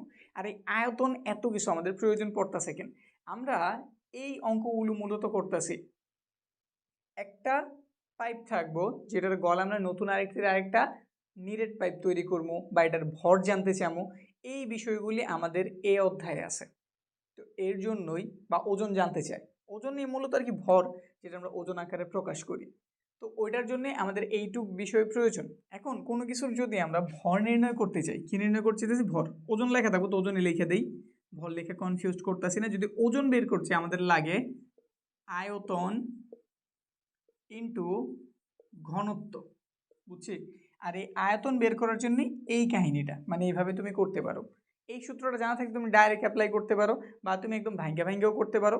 ধরো তোমার পাইপের বাইরের মাপটাও দিয়েছে, ভেতরের ফাঁপা মাপটাও দিয়ে দিছে, তখন তুমি আলাদাভাবে বাইরের আয়তনটা বের করবা, ভেতরের আয়তন বের করবা, বড়টা থেকে ছোটটারে বিয়োগ দিয়ে দিবা, তাইলে পাইপের আয়তন বের হয়ে যাব। ওইটার সাথে আমরা যদি যে বস্তুটাই দিয়ে দিচ্ছি ওটার ঘনত্বটা যদি দিয়ে দেয়, মানে মানটা বইলা দিব, তোমার অঙ্কে বইলা দেওয়ার চান্সই বেশি, নয়তো একটু এদিক সেদিক ঘুরে চাই তুমি অন্তত বের করতে পারো। দেওয়া থাকবো, শুধু আমি ঘনত্বরে গুণ করে দিন, তাই কাজ শেষ। আমরা এখানে আয়তনটা মূলত ভি ধারা প্রকাশ করে, কিন্তু ওইভাবে আয়তন লেখাই থাকবো, কিন্তু ঘনত্বরে অবশ্যই এখানে রো ধারা প্রকাশ করে। ঘনত্বরে আমরা কি ধারা প্রকাশ করি, রো। দু একটা অঙ্ক করলে কনসেপ্ট আরও ক্লিয়ার হয়ে যাব। এই বিষয়টা নিয়ে একটু বিস্তারিত কথা বলতে চেয়েছি এই জন্য, কারণ এই বিষয়টা অনেক বেশি গুরুত্বপূর্ণ। পরীক্ষাতে আমাদের অন্যান্যগুলির থেকে এই টাইপেরটার আসার চান্স অনেকটাই বেশি। এবার এটি স্কুল হোক, বোর্ড হোক, টেস্ট পিটেস্ট যেই পরীক্ষাই হোক, ঠিক আছে। তো একটু খেয়াল দিয়া আশা রাখি এইটুকু বিষয় বুঝছো। এবার দুই একটা অঙ্ক করাই দিই, তাহলে কনসেপ্টটা পুরোপুরি ক্লিয়ার হয়ে যাব। আরেকটু বিষয়, আমরা কিন্তু চাইলে এই সূত্রটা আর একটু ছোট করতে পারি। কিভাবে করতে পারি, এখান থেকে চাইলেই কিন্তু আমরা দেখো এখানে পাই আছে, এইচ আছে, পাই এইচ দোনো জায়গায় আছে, কমন নিতে পারি। তাহলে এখানে কি রয়ে গেল, আর স্কোয়ার মাইনাস আর স্কোয়ার। মূলত এটা হইতেছে আমাদের বড়টা আর এটা হচ্ছে ছোটটা, এটা হচ্ছে বাইরেরটা, এটা হচ্ছে ভেতরেরটা। এইভাবে বেশি থাকবো বাইরের নাকি ভেতরের। তো বাইরেরটা থেকে ভেতরেরটারে বিয়োগ করলেই মূলত আমাদের পাইপের আয়তনটা বের হয়ে যায়। সমাধান করি, বিষয় ক্লিয়ার করি আরো। প্রশ্নে কি বলছে, একটা লোহার পাইপের ভেতরের ও বাইরের ব্যাস যথাক্রমে 12 সেন্টিমিটার 14 সেন্টিমিটার। পাইপের উচ্চতা 5 মিটার দিয়ে দিছে। আচ্ছা, এইখানে ওই যে আমাদের আয়তনের সাথে আমরা ঘনত্বর যে কথাটা বলছিলাম না, এটাই মূলত যে ঘনত্বটা, ঠিক আছে, 7.2 গ্রাম। এই বিষয়টা একটু পরে আসি, আগে আমি আমার পাইপের যে আয়তন ওই বিষয়টাকে ভালো মতো বুঝাই নিই। এখানে কি বলা হয়েছে, একটা লোহার পাইপ, ভেতর ও বাইরের ব্যাস দিয়ে দিছে। তো একটু লোহার পাইপ একটা আঁকা ট্রাই করি, যেমন হোক একটু চিন্তা করে নাও। হ্যাঁ, এটা আমরা লোহার পাইপ আঁকতেছি। আচ্ছা ধরো এটা আমাদের লোহার পাইপ, ঠিক আছে। এই দিকটাতে একটু ভালো মতো খেয়াল করি, এই চিত্রটা একটু সুন্দর করি। এই যে এদিকে একটু ফোকাস করো, এটা হচ্ছে আমাদের বাহিরেরটা, এটা হচ্ছে আমাদের ভেতরেরটা। তার এই দোনটার কিন্তু ব্যাসার্ধ না, ব্যাস দিয়ে দিছে, বলে দিছে আমাদের ভেতরের যে ব্যাস ওইটা হইতেছে 12, মানে এই যে এইখান থেকে এই এরিয়া পুরোটা হইতেছে 12, তাহলে অর্ধেকটা অবশ্যই কত, 6। এটা আমরা ছোট হাতের আর ধরে নিলাম 6, বুঝছে। এবার আবার আমাদের যে বাইরেটা ওটা দিয়েছে 14, তাহলে ধরলাম এখান থেকে যে এই পর্যন্ত এটা হইতেছে, এই যে এই এরিয়াটা হইতেছে 14। কিন্তু আমরা তো এইটুকু খুঁজতেছি, আমাদের ব্যাসার্ধ প্রয়োজন। আমরা এখানে সব কাজ কিন্তু ব্যাসার্ধ দিয়ে করি, ব্যাস দিয়ে না। তো ব্যাস দেখছো, একটু খেয়াল রাখবা এখানে ব্যাস নাকি ব্যাসার্ধ দেওয়া। ব্যাসার্ধ থেকে জাস্ট কাজ শুরু করে দিবা, আর ব্যাস থাকলে এটার ব্যাসার্ধ বানাই নিবা। আর নিয়মকে অর্ধেক করলেই হয়ে গেছে। তো এই জন্য 14 অর্ধেক কত, 7। এইখানে বাইরেরটার মান বড় হাতের আর সমান কত 7, এইটুক তথ্য দেওয়া আছে। আর আমাদের যে লোহার পাইপ ওইটা হচ্ছে কতটুকু লম্বা 5 মিটার, এর সমান 5 মিটার। এই তথ্যগুলি একটু লিখি। দেওয়া আছে পাইপের ভেতরের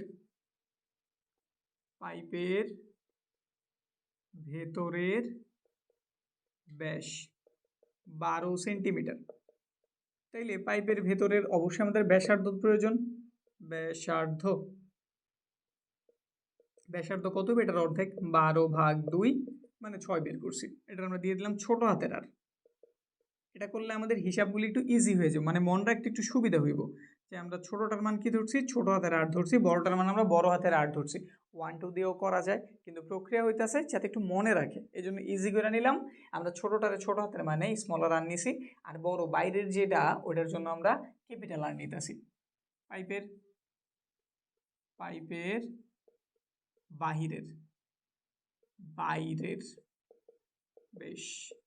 বাইরের ব্যাস দিয়ে দিছে কত 14 সেন্টিমিটার। তাহলে সুতরাং পাইপের বাইরের ব্যাসার্ধ যেটা আমরা প্রকাশ করবো ক্যাপিটাল আর দ্বারা, 14 রে 2 দ্বারা ভাগ করলাম 7, বুঝছে? আরগুলোর মান জানছি আমরা, কিন্তু এটার উচ্চতাটা জানি।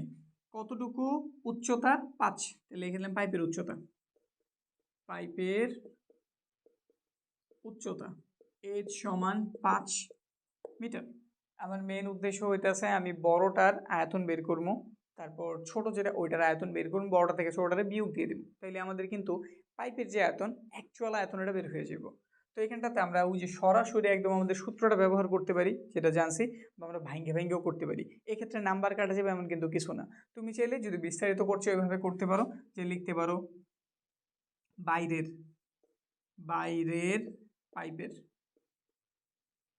পাইপের আয়তন। তো কি লিখতে হবে? তোমার লিখতে হবে পাই আর স্কোয়ারের এইচ, মানটান বসাই দিবা। তারপর তুমি লিখতে পারো ভেতরের পাইপের আয়তন, এটা কত? পাই আর স্কোয়ার এইচ।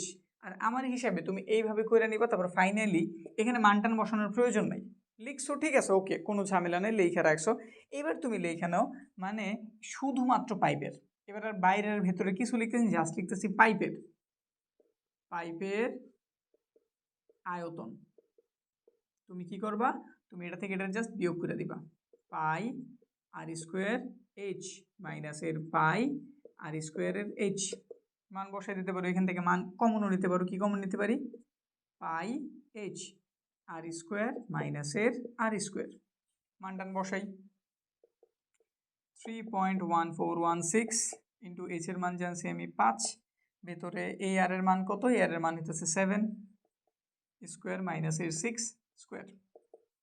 ক্যালকুলেটারের হেল্প নেই, দেখি কত বের হয় রেজাল্ট।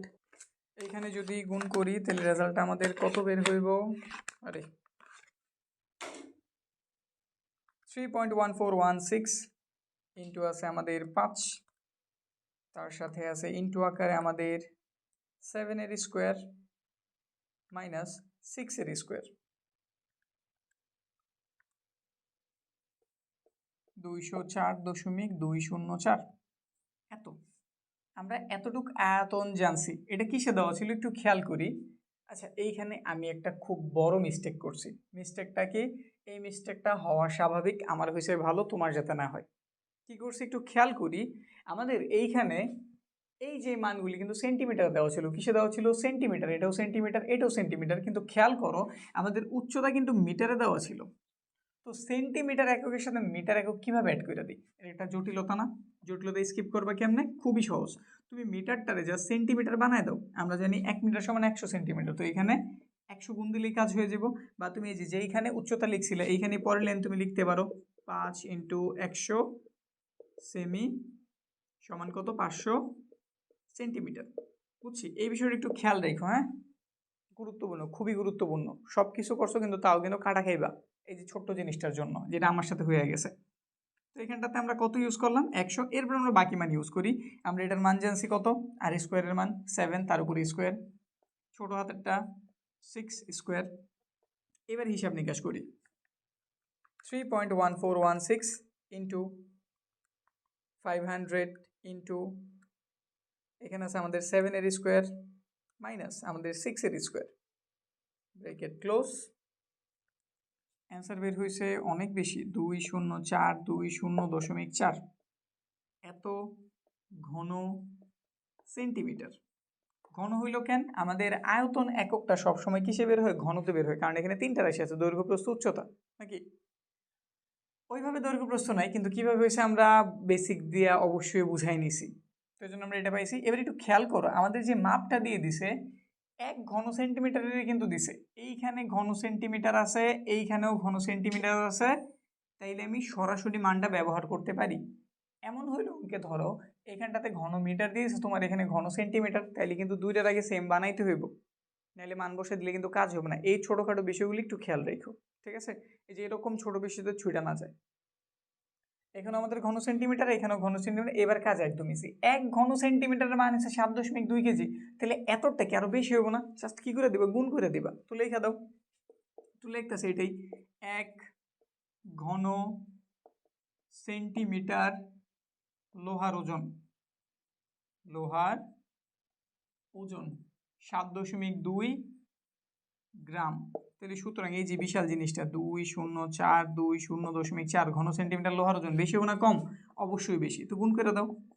204 তো গুণ করি, এটার যদি আমরা 7.2 এর সাথে গুণ করি, রেজাল্ট আসে 1470226.88 এত গ্রাম। তারা গ্রাম লিখছে, আমরা কি লিখছি? গ্রাম। আমরা চাইলে এটারে কেজিতে ডাইভার্ট করতে পারি। আমরা জানি 1000 গ্রামে 1 কেজি, তো এটা জাস্ট 1000 দ্বারা ভাগ করি। ভাগ করলে কী হইব? এই দশমিকটা 3 ঘর বামে এসে পড়বো, তো 147.0268 কিলোগ্রাম। কিলোগ্রাম শর্টকাটে কিলোগ্রাম লিখে দিছি, বুঝছে? শেষ। এই তো এই জিনিসটুকি, ঠিক আছে? আবার এটা হইতে পারে আমাদের ওজন জানতে না চেয়ে আমাদের কাছে নিরেট কোনো একটা কিছু তৈরি করতেছে, এটার মানও জানতে চেতে পারে। আমরা আপাতত অনুশীলনের যা যা ছিল এগুলো সব কমপ্লিট করছি। এরপরে আমরা এগুলো যা শিখেছি এর ভিত্তিতে তুমি এখন সৃজনশীল সব করতে পারবে ইনশাল্লাহ, কোনো ঝামেলা হইব না। এরপর যদি মনে করো যে না আমার এসিকিউ এমসিকিউ এসকিউ সব করাই দেন, তো সেক্ষেত্রে আমাদের কোর্সটা নিতে পারো, যেখানে আমি বিস্তারিতভাবে সাজেশন আকারে, একদম টপ ক্লাসের সাজেশন আকারে যা যা প্রয়োজন, এসকিউ সিকিউ এমসিকিউ যা যা প্রয়োজন সব কিছু করাই যেমন। এই জন্য আমাদের কোর্সটাতে ভর্তি হতে পারো। কোর্সের সম্বন্ধে বিস্তারিত জানতে আমাদের স্ক্রিনে দেওয়া নাম্বারে যোগাযোগ করতে পারো, ডিসক্রিপশনও চেক করতে পারো, এখানেও বিস্তারিত লেখা আছে। তো ঠিক আছে, আমাদের ক্লাসগুলি কমপ্লিট হইল। একটু লম্বা ক্লাস ছিল, 16.4, এর আগে আমরা 16.3 16.2 16.1 একবারে পুরোটা করতে পারিনি, কিন্তু ভাগ ভাগ আকারে সব করে রাখছি। তোমরা ডিসক্রিপশনে গেলে আগের সবগুলি ক্লাসও দেখে নিতে পারবো, স্ক্রিনে যদি তাকাও এইখানেও 16.1 16.2 16.3 যেই কয়টা পারছি স্ক্রিনে দিয়ে রাখছি, এখান থেকে ক্লিক দিয়েও দেখে নিতে পারো। তো ঠিক আছে, আজকের ক্লাসে এই পর্যন্ত, দেখা হচ্ছে সামনের ক্লাসে।